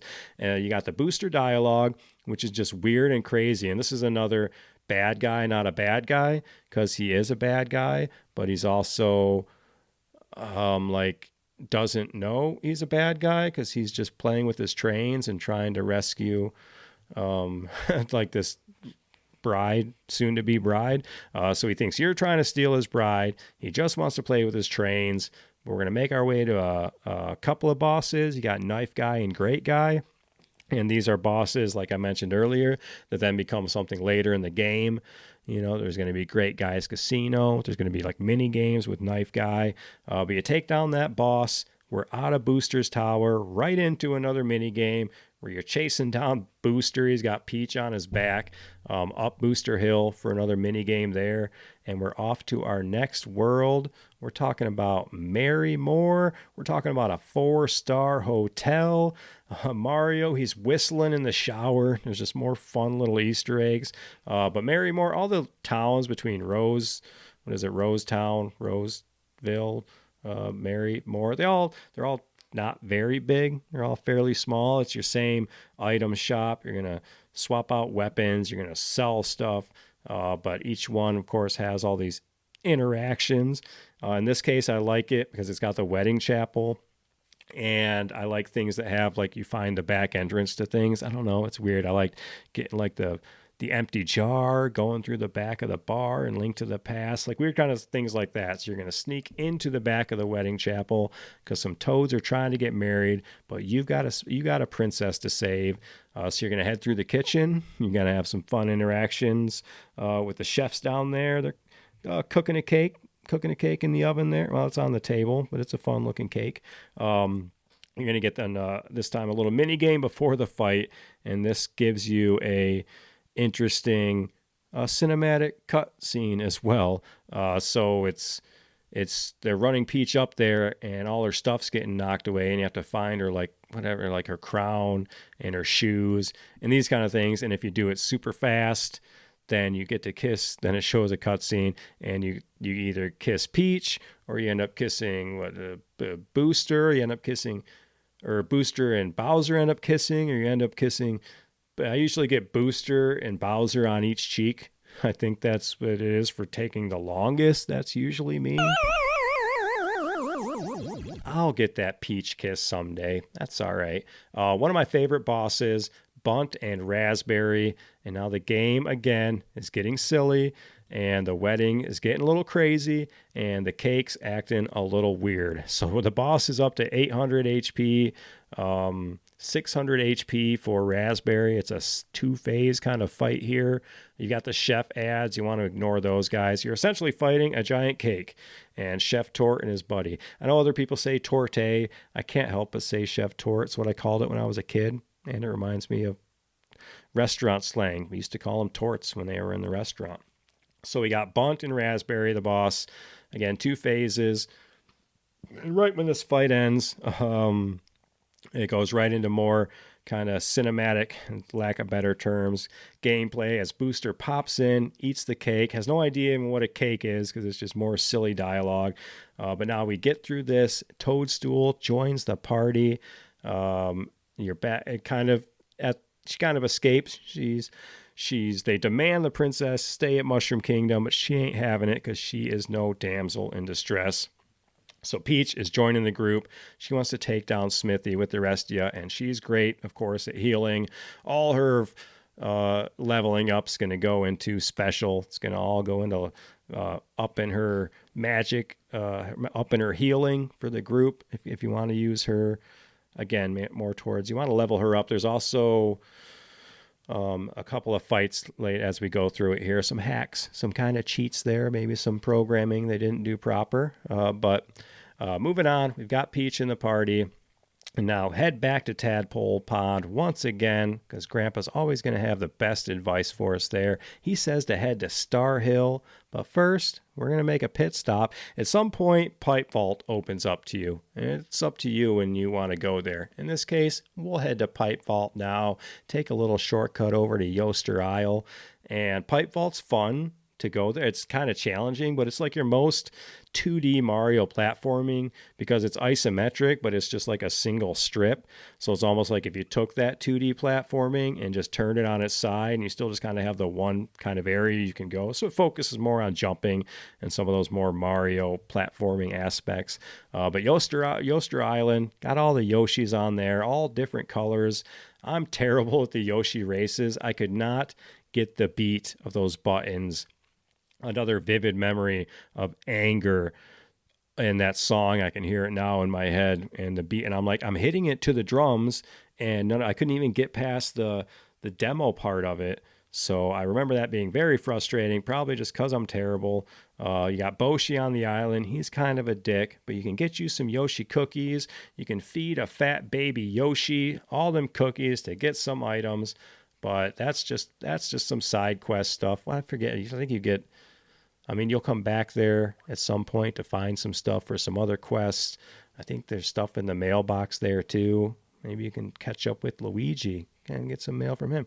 But we're going to head to Star Hill. We're going to explore. This is the part where you can read all these unfulfilled wishes. So you just go up to these stars and you can tell it's all these characters you've been interacting with for the whole game. So you can see all the things they've been wishing for, which can be fun or not or sad. There is one from Luigi, says he wants to be a great plumber like his brother. And then there's one from Malo, who says he wants to be brave. So it's fun stuff like that. And it's giving me very more Earthbound, like Starman vibes when you're kind of up in space and Earthbound, I kind of feel like. But here you get a nice easy because you're in Star Hill. There's stars freaking everywhere. So finally we get a nice easy star piece number 4. Well earned, well deserved, and we are off to a new world. I can show you the world. We're talking Seaside. Get some well-deserved R&R at the resort known as Seaside Town before diving beneath the storm-tossed ocean to an ancient sunken ship. Try to keep calm as you read the last journal entries made by the doomed crew. They'll guide you through this liquid labyrinth to a showdown with the most notorious pirate ever to roam these parts. Some more items here. Now we're up to the max mushroom. So it's just more HP, kind of how these go. But now we've got the elixir. That'll restore 80 HP to the entire party. You got the pure water. That'll instantly defeat your dead enemies, your ghosts, and those kind of things. You got the flower jar now. That'll increase your FP by 3 points. Picking these up throughout the game, but just as we kind of increase our difficulty here. Some of the guys in this area, the dead guys, you got the Greeper, those kind of Skith, those guys with the farm thing with the blade, wielding ghosts. You got Dry Bones, he's a classic. Skeletal turtle guy.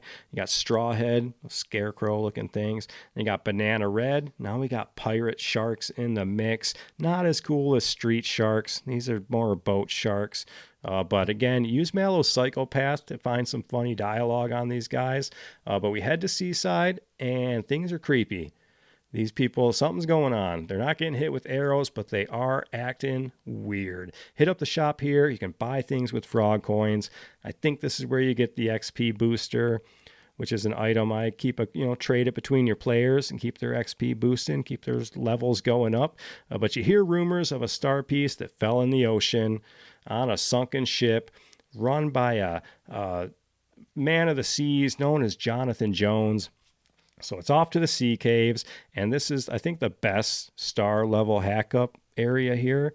The one where you've got Bowser, Geno, and Mario. You got Toadstool too. So if you want to kind of save your game, level up, get those stars, because there's like a bunch of starfish to run through. It's a secret. Shut up. But also here you get to talk about Bowser's Hurley Gloves weapon. That was fun and out of nowhere. One of Bowser's moves, you can equip the Hurley Gloves, and then his move is he just picks Mario up and throws him at the enemies. So that's fun. So we're in the sea caves and we're in the sunken ship dungeon, and this one took me forever when I was a kid. It's no water temple. There's no water up and down. Not doing any of that. There's some water. I always get lost. So you're hearing rumors of a giant squid. This place has the 6-letter puzzle where you've got to find the clues. And just for you, listener, I'll tell you the answer. It is... Hey, listen. Pearls. Good job. So you get that answer. You take on King Calamari and the Tentacles boss. We're up to 800 HP. You're talking 200 HP a tentacle. And, of course, a Calamari. It's going to be weak to fire. You're going to want to deep fry that with some banana peppers. You're going to toss it with some garlic butter. So he's weak to fire. After King Calamari, you're going to fight a bunch of pirate sharks till you get to the big boss fight with Jonathan Jones and the Bandana Blue Gang. So tons of sharks, tons of pirate sharks. Your trick here, keep one of them minion pirate sharks alive. Otherwise, he'll keep respawning the whole group of them. But you take down Jonathan Jones. He's actually a pretty cool guy. He's going to end up being our kind of buddy here. And you get star piece number 5. Back to Seaside, but the star is stolen. This whole town is a bunch of toads in disguise. And one of them himself is our next boss fight to get our star piece back, Yardovich. We're up to 1,500 HP now, and this is a tough fight. This is where things were getting a little tougher. He's got a Meteor Blast AoE spell that'll take you out. He's got no weaknesses. He clones himself. It's one of those fights. Figure out which one is the clone. But you save the Seaside residents, and more rumors of a star in a place called Monstro Town, in a place called Land's End. On your way out, heads up, swoop up that Cricket Jam. You're going to want that later, too. There's a lot of those, a lot of bouncing around, coming back. Grab yourself a guide. And better yet, if you've never played it, just go fresh. And forget everything. After you're done listening to this, neuralize your brain, and then go play the game like you should. Let's talk World 5, Land's End. Few have ever ventured into this uncharted wasteland, and for good reasons. Exotic yet deadly beasts prowl the rugged mountain passes. In the harsh desert, no one has ever survived a horrifying plunge into the sand whirlpools.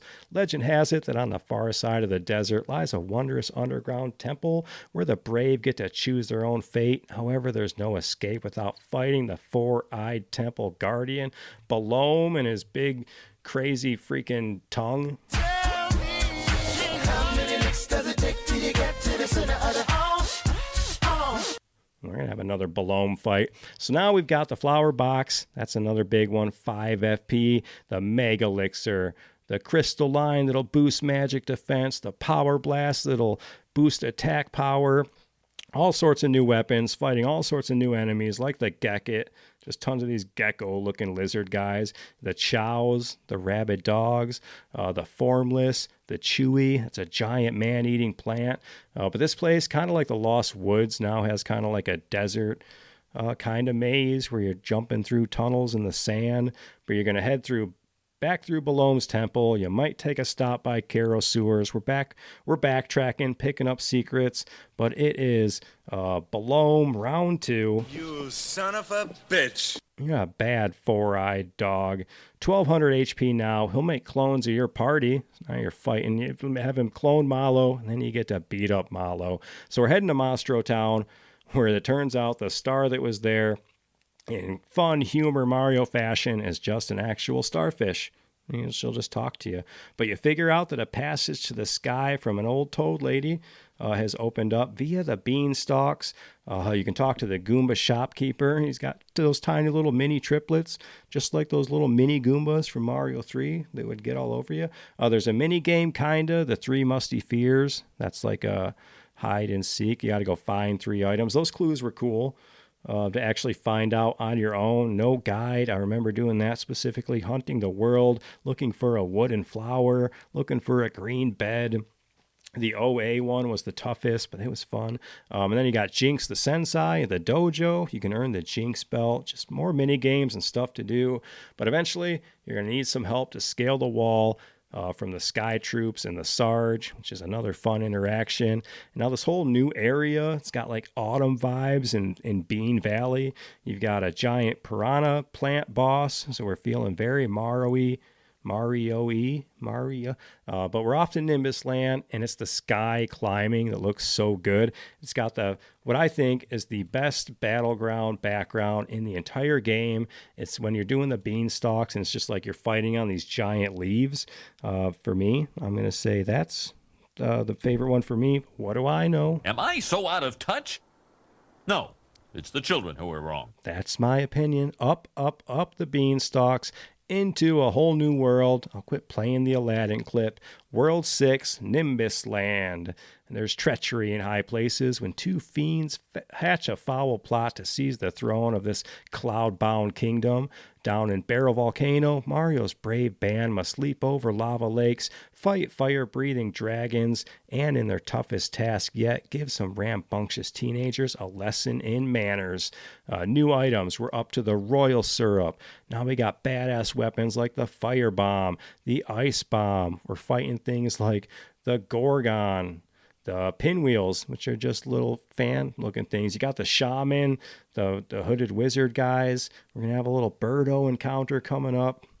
But now in Nimbus Land, which have all these people that kind of look like Malo, that Malo doesn't realize, but that's okay. You got Valentina in charge, and she's like a Cersei Lannister type of... She ain't very nice. She's not running this kingdom very good. Prince Malo's here, but you find out he's a giant crow, and then it's like, oh, weird, all these people, they kind of look like Malo, and then, oh, weird, someone has the same name as me. Anyway, but the sculptor, he knows what's up. He knows what the real Prince Malo looks like, so it's time to Trojan horse yourself into this palace. You get a little statue mini game with the dodo, and then some of the cool things about the mini games, in particular this dodo one, there's a booster one, where if you lose, you have to fight, but if you kind of win the mini game and make it pass, you don't have to do the fight. I like the dodo. I just like that it's a Super Mario World 2 reference. But you fight the dodo if you need to or not. You're going to save some cloud people from the palace, but in order to get the king and queen, your parents, you're going to have to take down Valentina. So you explore the palace, you find a Birdo boss, which is cool. It starts out as a big egg, and then you crack it open, and of course it's freaking Birdo in there. Some of my favorite enemies, I guess even from the climbing up the beanstalk, are the heavy Troopas, which are these just insanely fat Koopa Troopas that I just love so much. But you got the Valentina and Dodo boss fight. This one changes it up again, splits the fight. I think Dodo will steal your middle party member. So now you have two separate fights where you're one-on-one with Dodo and two-on-one with Valentina. And then one of my favorite things about, I know I'm just going, it's going to be a long episode. I'm sorry if I'm talking fast. I love this game. One of my favorite things about sprites and RPGs is that like the map sprite versus like your battle sprite, and it happens with Valentina and a lot of other characters. It's like the sprite that's like the same size as you, not a lot of details. Then it goes to the battle screen, and they're big and huge, kind of like the Culex fight in this too. I just love those RPG or the sprites in RPGs, those differences. And it's almost like the same thing with manuals when you see the art versus the sprite that makes it into games. I love people's visions of those. So you save the royal family. You're going to learn about a star that fell in a volcano. While you're here is a spot in the game where you can get the seed and fertilizer to Rose Town to grow that plant and get the lazy shell weapon and armor. But it's onto the volcano. Now it's a little simpler and there's no big volcano town. You got the all-in-one shop in here. And now we've got an awesome boss, the Zar Dragon, that then turns into Zombone. And those are both Super Mario World kind of references. It's like the fire dragon that would hop out of the lava in Mario World. Or Zombone, which is kind of like the dragon bone things you would ride around in Mario World. But you get star piece number 6 after beating the Zar Dragon, but it is instantly snatched up by the Axum Rangers.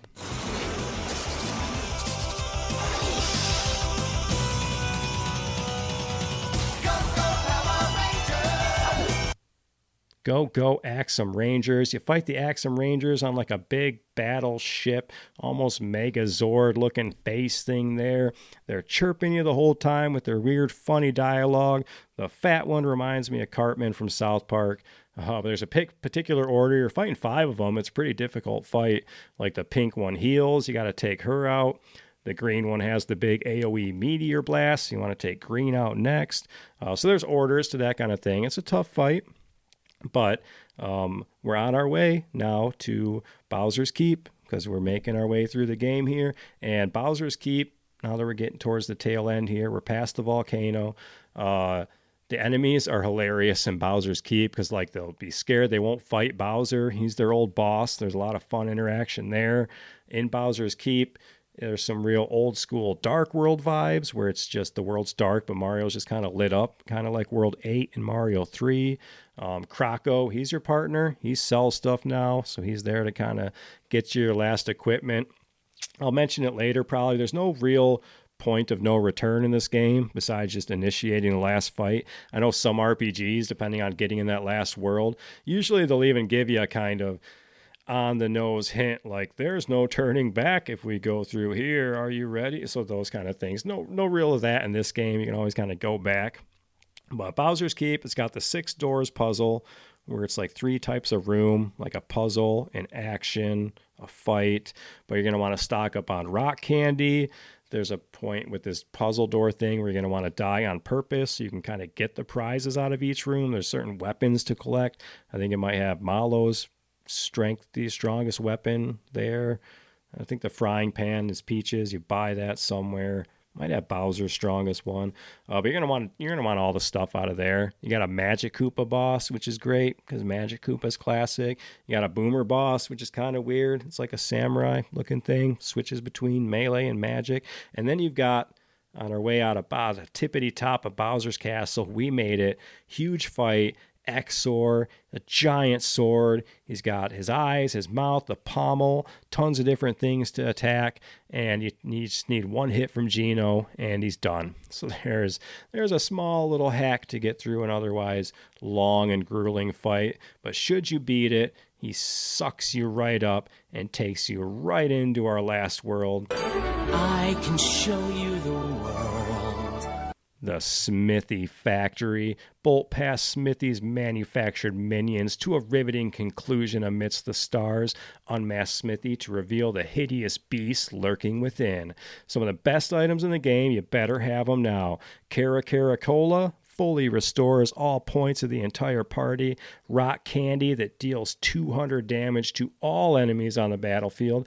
And a little up your sleeve is a red essence that grants a single party member invincibility against all attacks for 3 turns. Fighting guys here, the Malakoopa, the Forkies, the Glumpter, and mostly it's the machine made. It's just the robotic duplicates of tons of enemies you've already fought. It's making it real tough. If you can avoid a lot of them, but some of them you're going to have to redo, like Mega Man style. You're going to have to just redo a lot of bosses you've already fought in the game. It's in this like Outworld, Mortal Kombat Outworld area, wherever you are with Smithy fighting him with this big factory. But it's definitely feeling like the end game. There's definitely almost like a Death Star kind of feeling to it. It's got conveyor belts of enemies and all the old bosses. Feels real enclosed. Then you got a Cloaker and Domino boss, which is weird. I like, just weird sprites. They're like Jester ball looking things. But then the second form, out of nowhere, is just a giant snake, the Mad Adder. So you're going to want lots of Geno boost, beefing up usually Mario. By now, Mario's got that lazy shell. He's kicking that thing. It's about 8 times the size that he is. But it's once you get past that, you get to the real factory time. You're taking down supervisors. You're taking down managers. You're taking down Linda from HR. You're taking out everybody in the Smithy factory, down to Gun Yoke and the factory chief. What should be a tough boss, but here just for you. It's a secret. Shut up. Peach shouldn't be able to, but she can cast Mute on Gunyuk, and then the fight's pretty much over. So maybe a little something missing from the programming there, but just like that Geno hack earlier, you can take out this guy relatively easy, which is the penultimate fight up to Smithy. You can go back, you can do all your other stuff in the game. You can do your Culex fight, you can do your Musty Fears, you might want to get up to that level 30 to get Smithy. He's got 2,000 HP in Form 1, 1,500 in Form 2. He's wearing the last star on his belt like a WWF champion. The second form, he does a bunch of head switching. Each head will do kind of different powers and stuff. But if you're up to level 30, if you did some of those star hacks, if you got a lot of pick-me-ups, if you got Peach ready to go, you can take out Smithy and you can beat this game. Whether or not Smithy is the hardest boss of this game, that might be Culex, but you also get the best ending ever. Pay attention, developers, to this game. This is how you end a game. You catch up with all the characters. You catch up with Booster, which is fun. He's getting hitched. Him and apparently Dodo is now certified to marry people. Him and Valentina, Booster and Valentina, they're getting hitched, but now Booster's running from her. You got Luigi in his only appearance in the game. He's the Grand Marshal of the parade. He's leading the whole thing. But even you get the ending with all the character story wrap-ups, but then the parade's fun, and that's just during the credits and stuff. So a lot of love went into that. A lot of love went into this game. We're going to, I'd say, wrap up. We still got a lot of love to give here. Let's start with some of the things I breezed over. Let's talk of some of these Easter eggs. Let's talk some of these codes. Let's talk about some of these secrets. It's a secret. Shut up. You got Booster's Toy Box. At the top of Booster's Tower, if you examine the toy box, which is a lot easier in the remake than it is on your Super Nintendo, next to where the kind of hiding behind the curtains part, you're going to see a Samus. You're going to see a Rob the Robot, which I believe I saw those two. But then the next one is a car from Stunt Race FX, which I love.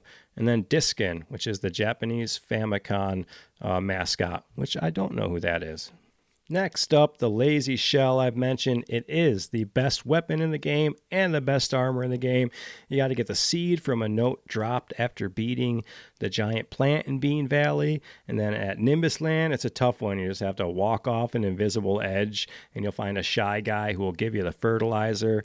And then the gardener in Rosetown grows a giant plant. And it's one of those things where it's like you fell through the clouds, you saw those chests, you knew you could get to these chests somehow. So if you were good enough, you found those. Congrats to you. But we've also got the Star Egg. That's when you get to Great Guy's Casino, which is tough enough itself. You got to get the bright card from Knife Guy in Booster's Tower. This is all after you've beaten him. In order to get that bright card, you have to win his juggling game 12 times, I think in a row, which was annoying.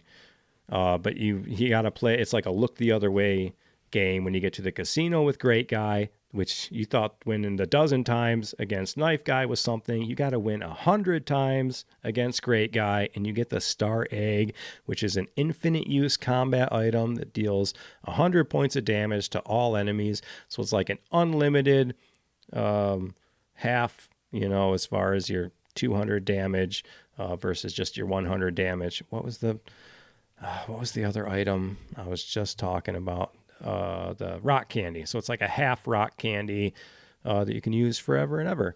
Next up, it's kind of like kind of reminds me of Spyro's episode last week. Dragon Tales. Because it's the lamb's lure and the sheep attack. You buy the mystery egg from a hidden vendor in Moleville. You equip Peach with the bee tub ring. What is that, a bathtub? It's got to be a bathtub. What are you doing with a bathtub ring? You buy that in Nimbus Land, and you have her use the mystery egg 10 times in battle. It's going to hatch it into the lamb's lure, which turns enemies into sheep. But using the lamb's lure 48 times transforms it into the sheep attack, which wipes out entire groups of enemies with like a sheep head bouncing around the screen like an old Windows logo. Some more secrets. The total is a 39 as far as hidden chests and surprise boxes that contain your frog coins, your KeroKeroColas. You can obtain the signal ring item in the game that'll help you locate all these chests. I think it makes a noise. The real tough one, super jump the Super Jump Award. What is it? You get the super suit, but if you do your jump 100 times on an enemy, if you do it 30 consecutive times, you get the attack scarf. But if you do it the incredibly difficult 100 consecutive jumps on an enemy, you'll get the super suit, the most powerful overall accessory in the game. I don't think I've ever gotten that. That takes some work and patience, I guess. You've got the Melody Bay compositions and Tadpole Pond, which you better learn your All Good Boys Deserve Fudge or whatever those music bars are that I don't know. But you can, if you compose Frog Fuchsia's Suite, the Moleville Blues, and the Monstro Town Star Song, you're going to get those cards, alto, tenor, and soprano, which gives you access to VIP items at the Tadpole Juice Bar there. A couple other things I breezed over. The 8-Bit Mario from Booster's Tower turns you into an 8-Bit Mario, plays the classic music. It's only in that tiny spot in the game, but I do just love it so much. F-Zero and Star Fox up in this game, in that shop in the Barrel Volcano. On the top of some of the boxes, you'll find an R-Wing. You'll see Captain Falcon's Blue Falcon in there, and you'll see Samurai Goro's Fire Stingray. I don't know that one. I do know some Captain Falcon and some Falcon Punch. And we have some famous cameos. We've got Link himself in this game. Excuse me, princess. Just after getting the second star piece, when you're in Rose Town, if you go into the inn where you saw Geno and you rest, when you wake up, Link's sleeping there. Link's always sleeping in every freaking game. But you also get a Samus cameo. She's sleeping too. She'll say something like, if you interact with her while she's in bed, she'll say she's resting for Mother Brain. And then, of course, we got the Samus doll there too. I've talked about the cheating way to level up. So we'll skip that. As far as Geno's attack, it's a 9,999 attack to wipe out, what's his name? Exor, the pommel part of Exor at the top of Bowser's Keep there. You can use that right before, if you just got to time it right and you hear the right sound. It's the same cracking sound like Malo's Thunderbolt when you time that right, and you'll get that. Take him out. There's an infinite money kind of hack, I guess, just a screen, whereas it's in Rose Way, where you can kind of get a bunch of the coins, empty them, exit, and re-enter. I mean, it's kind of annoying, and you never really lack for coins, but it's there. And other than that, one of my more favorite kind of little Easter eggs is if you go to sleep in Nimbus Land Inn, you can use the Dream Cushion, and then you'll get like a random set from a set of dreams Mario's having, or one of them's just like a bunch of Chef Torts running around. One of them, you'll dream about Toad telling Mario that he's actually a monster, and then Mario wakes up and Toad's just standing there like freaking Paranormal Activity. He gets all shocked and run, and then Toad will give you a red essence. So there's a little secret for you there too. Let's talk about the legacy. We're going to start to wrap this thing up here. We talked about the remake before. It was announced for the Switch in June of 2023, developed in the Unity engine, which was the same people who previously worked on, I think, remixes or updates of Square's Dragon Quest series. Dragon Tales. I'm hit my Dragon Tales more times, I think, in this episode than I was in Spyro, but I like it. So it's got the full 3D graphics, updated character and enemy names. I'll get into some of those differences there. It's got that new soundtrack arranged by Shimomura. You got new battle mechanics, which I don't really dig. You can swap party members during the fight, which you can never do. You can damage all enemies with your perfect commands, your timed actions, which you could never do. And it's like, if that didn't add enough, make it easier, then you can get these triple moves that just wipe out the entire screen. But they do add stuff like more difficult boss fights that I hear are pretty cool. But some of the notable name changes I saw from this game to the new one. Princess Toadstool was officially renamed Princess Peach, and that's fine to match kind of where she is now.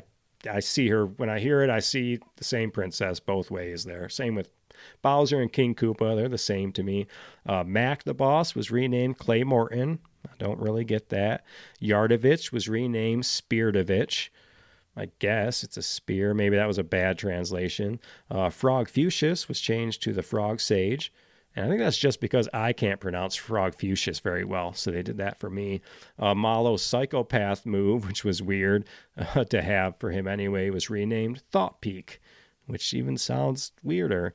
Then you get standard enemies like Sparky and Goby were updated to modern series names like Lava Bubble and Cheep Cheep. And then, of course, Kink Link, you're not going to last in this transition. You were changed to the, although puntastic, Chandelier. So I'll take it.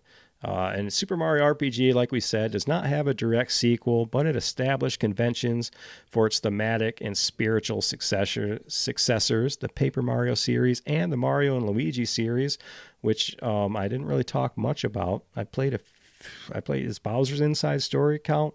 I know I've done that. Nintendo announced a game titled Super Mario RPG for the dreaded 64 DD. If you remember me talking about that guy. With 2 Ds, as he says, for a double dose of this pimping. A pimp's love that was renamed Paper very different Mario. From that of a square. Stop it.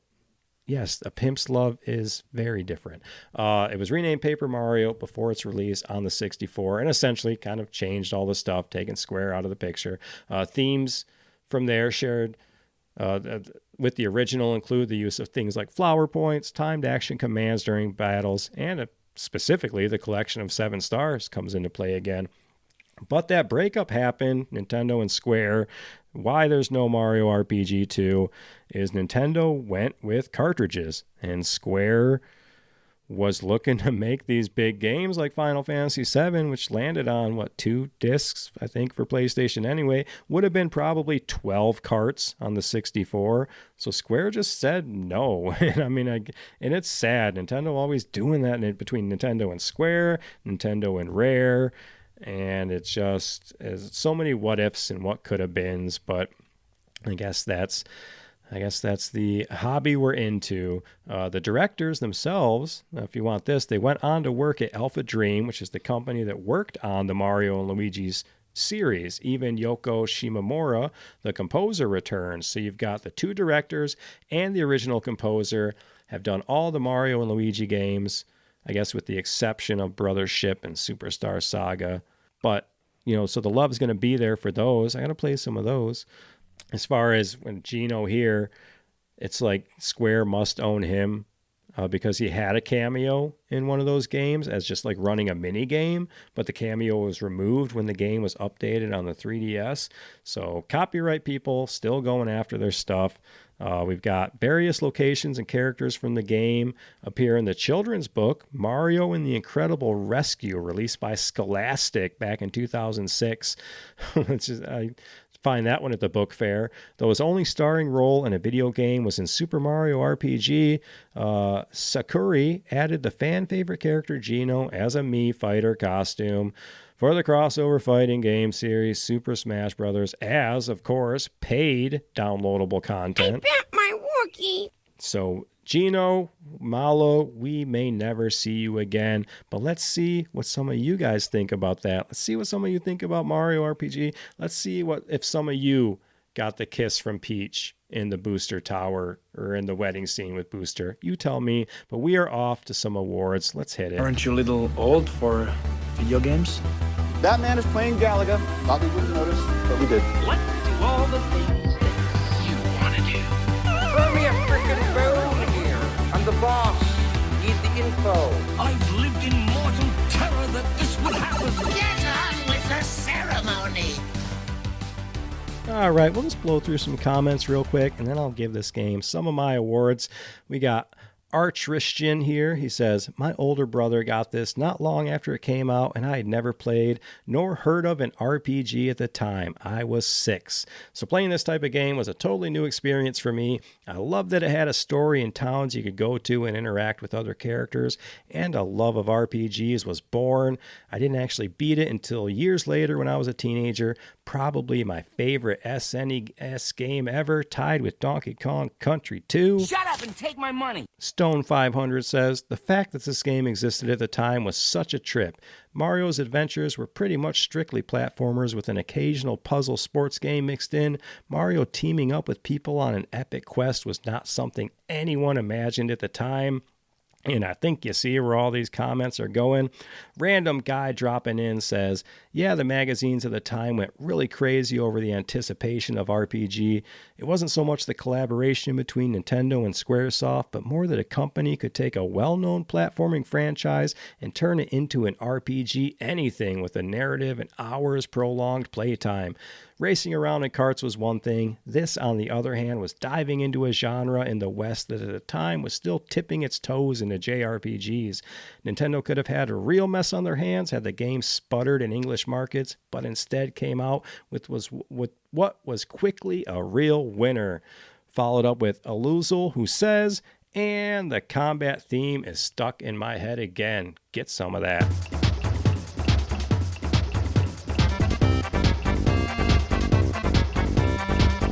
Bad. Play this while driving. It's been stuck in my head. I was cutting in and out of traffic with this in my head.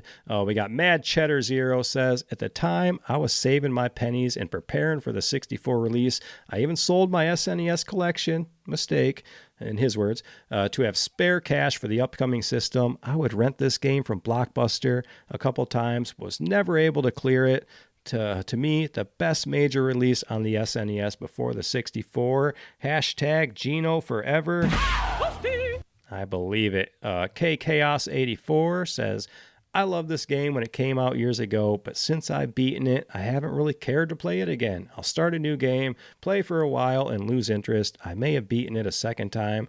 I think that's because after this, I played Chrono Trigger and started getting into Final Fantasy and older computer RPGs, since I had a fairly old computer at the time. Then I got into games like Diablo. In comparison, Super Mario RPG feels like RPG training wheels and like a lot of lather, rinse, repeat with battles. Hate to say that because it is a great game. You don't have to hate to say that. This is exactly what Mario RPG should have been. You started with RPG and now you're playing on the computer. Now you're playing your Chrono Triggers, your Final Fantasies, your Diablos. That's exactly what they wanted Mario RPG to do. The stepping stone into that RPG pool. We got Comfortable Invite 895 says, my older brother did the casino quest, and I remember you had to have a certain item to complete the task. Well, little did I know, after hours of trying to beat that crap, that he sold the item because he already completed it. 29 years and counting and waiting for my moment to shine and beat that damn mission. Oh, no. Say it ain't so. You're killing me, Smalls. I think that's... There you go. It must have been the Bright card he sold on you, because you can sell that, I think, for like 10 frog coins. Selling your Bright card on you. Clint 2032 says, I still remember getting up at 3 in the morning and playing till I had to leave for school for weeks before I finally beat the game. Did anybody else? That was like me. Did anybody else do that? Were you waking up before school and playing video games like in the dark in winter and all that kind of stuff? I was right there with you. Epic Taxi 64 says, I remember reading about this game in Nintendo Power thinking it was an N64 game because the screenshots look so good. Shut up and take my money. I loved reading about games in gaming magazines back then. Jerry Shadow says, I had beaten this game and then tried to 100% it, but the thing that I could never find was the last red coin in Peach's Castle. You might mean frog coin, green coin, and I never found the casino. Was it real? Question mark. Hey, listen. Yeah, the casino's real. It's just one room, and it's like 3 guys standing in there. It's kind of sad. A last comment from Ty Dukin says, I had already played SNES Final Fantasy, Chrono Trigger, and Earthbound by its release date, but still had no idea what RPG stood for. I thought it meant real people graphics because it used 3D rendering like Donkey Kong Country. I knew I was wrong, but that's what I thought. That's okay. I don't know letters. I'm bad with them. But it's time for me to give this game some awards. Reach into that chest. What's it gonna be?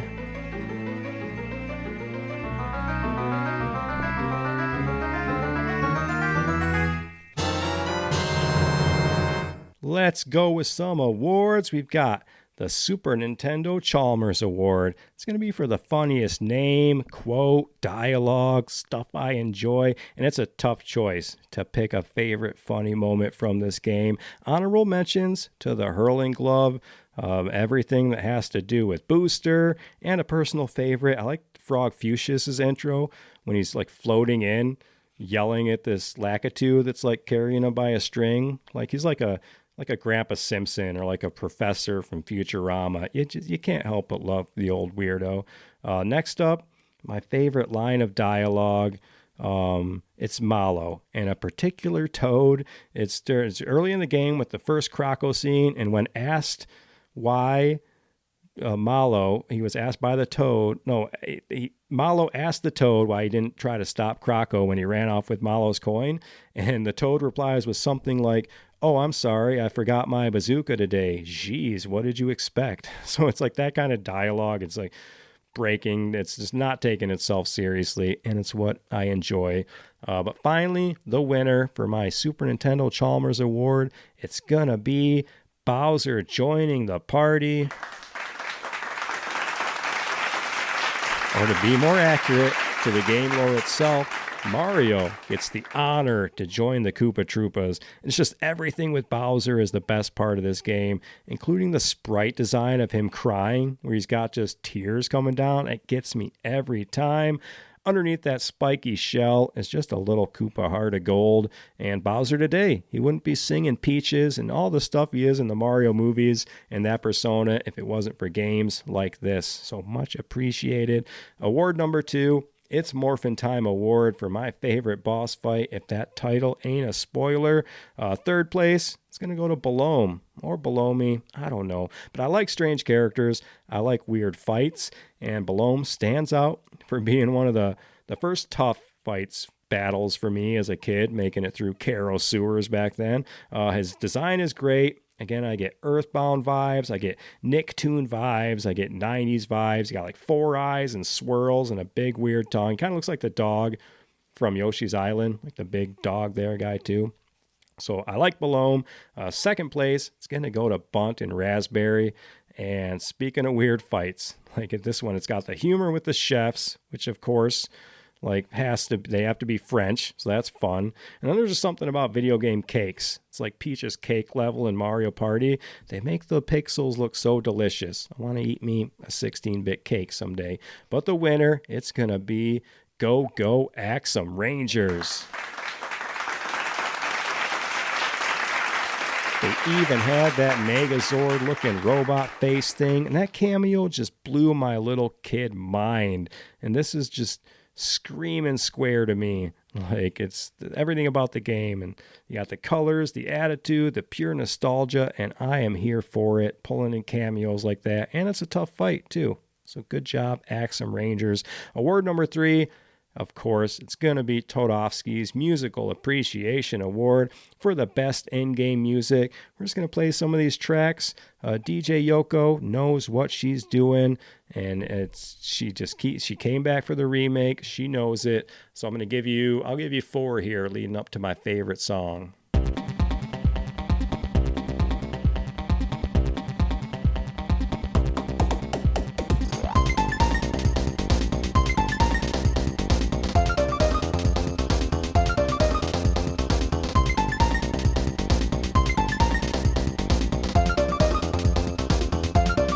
You know I love the remixes. That's the Axum Rangers drop in. Next up, we're going to talk to Booster, and let's do the Fuka Fuka.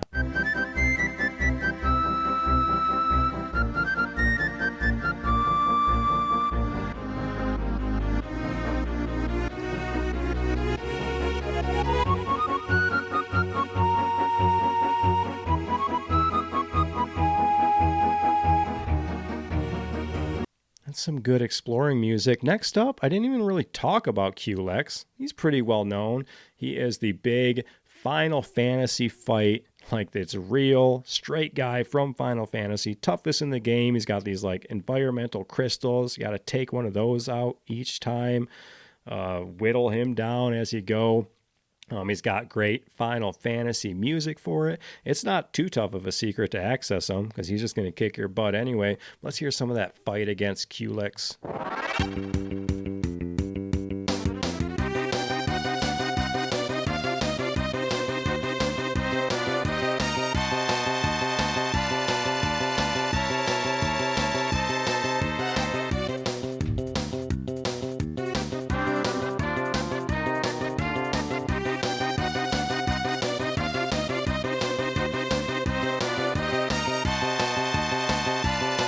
Very Final Fantasy, very just right out of Final Fantasy. But my favorite, sit back and enjoy a little of this, then I'll slap some ratings on this and we will get you a warped pipe right out of here.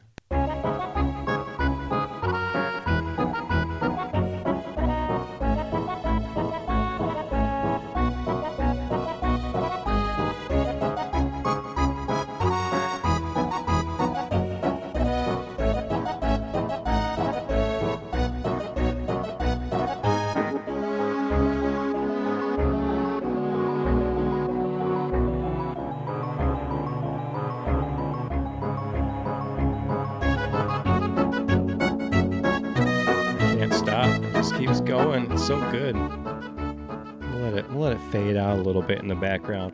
All right, it is time to rate this thing. We're going to rate it out of 7. There's 7 worlds. There's 7 stars. Let's find out if this game rules, if it's a rental, or should it be retired. Mario will never retire. It's like what Deadpool told Wolverine. You'll be doing this till you're 90.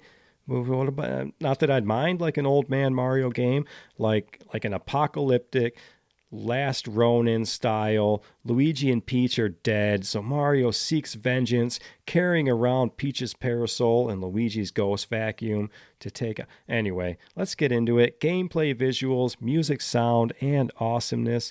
Gameplay, 7 out of 7. We're gonna do some math today. I have nothing but praise for this game.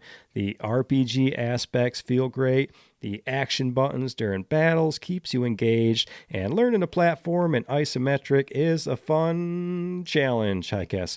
Switching up the story, adding Peach and Bowser to the party, the world building and dialogue from all of these characters. Shut up and take my money. Shut up and give me this game to play. Next up, visuals, 7 out of 7. Giving Mario and the gang the Donkey Kong Country CG rendered graphics treatment is what drew me to this game to begin with. You don't even need voice work with these characters. They emote themselves, you're just looking at them. They use iconic Mario art styles from across the entire Mario spectrum, and it all added so much life to the Mushroom Kingdom. Again, those tears on Bowser, they get me every time. Next up, music and sound. It's gonna be a 7 out of 7. It's just like pulling the art from the various games. Yoko, the composer, took all these classic tracks, remixed them to perfection. She even threw in that Final Fantasy love to some of those tracks, and the sound effects, they're everything we want. It's all the classic Mario sound effects. The battle music is great, even though you know battle music is always going to have a way of kind of being repetitive. It's still great, and it's awesome. Like, it's a special shout out, I guess, to like that Culex fight music. Like, I like that they just throw that Final Fantasy stuff in the mix. Also, am I the only one that if Booster did have a voice that he would sound like Wario? It looks like he's got a very Wario. They look like long lost bros. I'm gotta win. Like, I think Wario and Booster are tight. I think they're bros. Awesomeness. We're gonna go 7 out of 7. This game was the first RPG for a lot of kids, including me, but it wasn't the usual Mario action I fell in love with. It was the story. It was the character interactions. It was seeing the Mario world open up to us. It is just a perfect SNES game, and it was awesome, not just for what it was, but also what it did. Just introducing Western audiences and kids to the world of RPGs. Chef's kiss from Chef Tort himself. Let's add this thing up. Super Mario RPG, 7 out of 7. Legend of the 7 Stars across the board. It's one of those games I said before, you wish you could just erase your memory, Men in Black style, and just go and replay it again.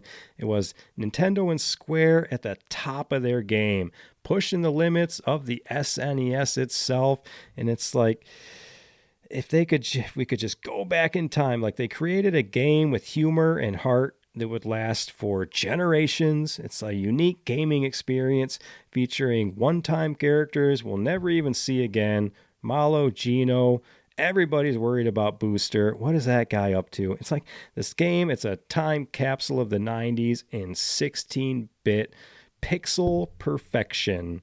And when you're talking about Super Mario RPG Legend of the 7 Stars, you can bet all your frog coins that game rules. Outro music time. It's time to take the first pipe on your left and warp on out of here. I don't want to put it down. I want to keep playing it. But there's always more retro to get into. It's time to forget about Malo and Gino, just like Nintendo did. We're going to hop on Star Road, catch an Uber right on out of the Mushroom Kingdom. Thanks again for listening to this week's show. Thanks again to Silas for recommending the game. thatgamerules@gmail.com if you want to let me know what else you want to talk about. I got more RPGs on the brain. Earthbound, all the Final Fantasies, maybe even Zelda 2 if that counts. That game's hard. I got some PTSD from that game, but who knows?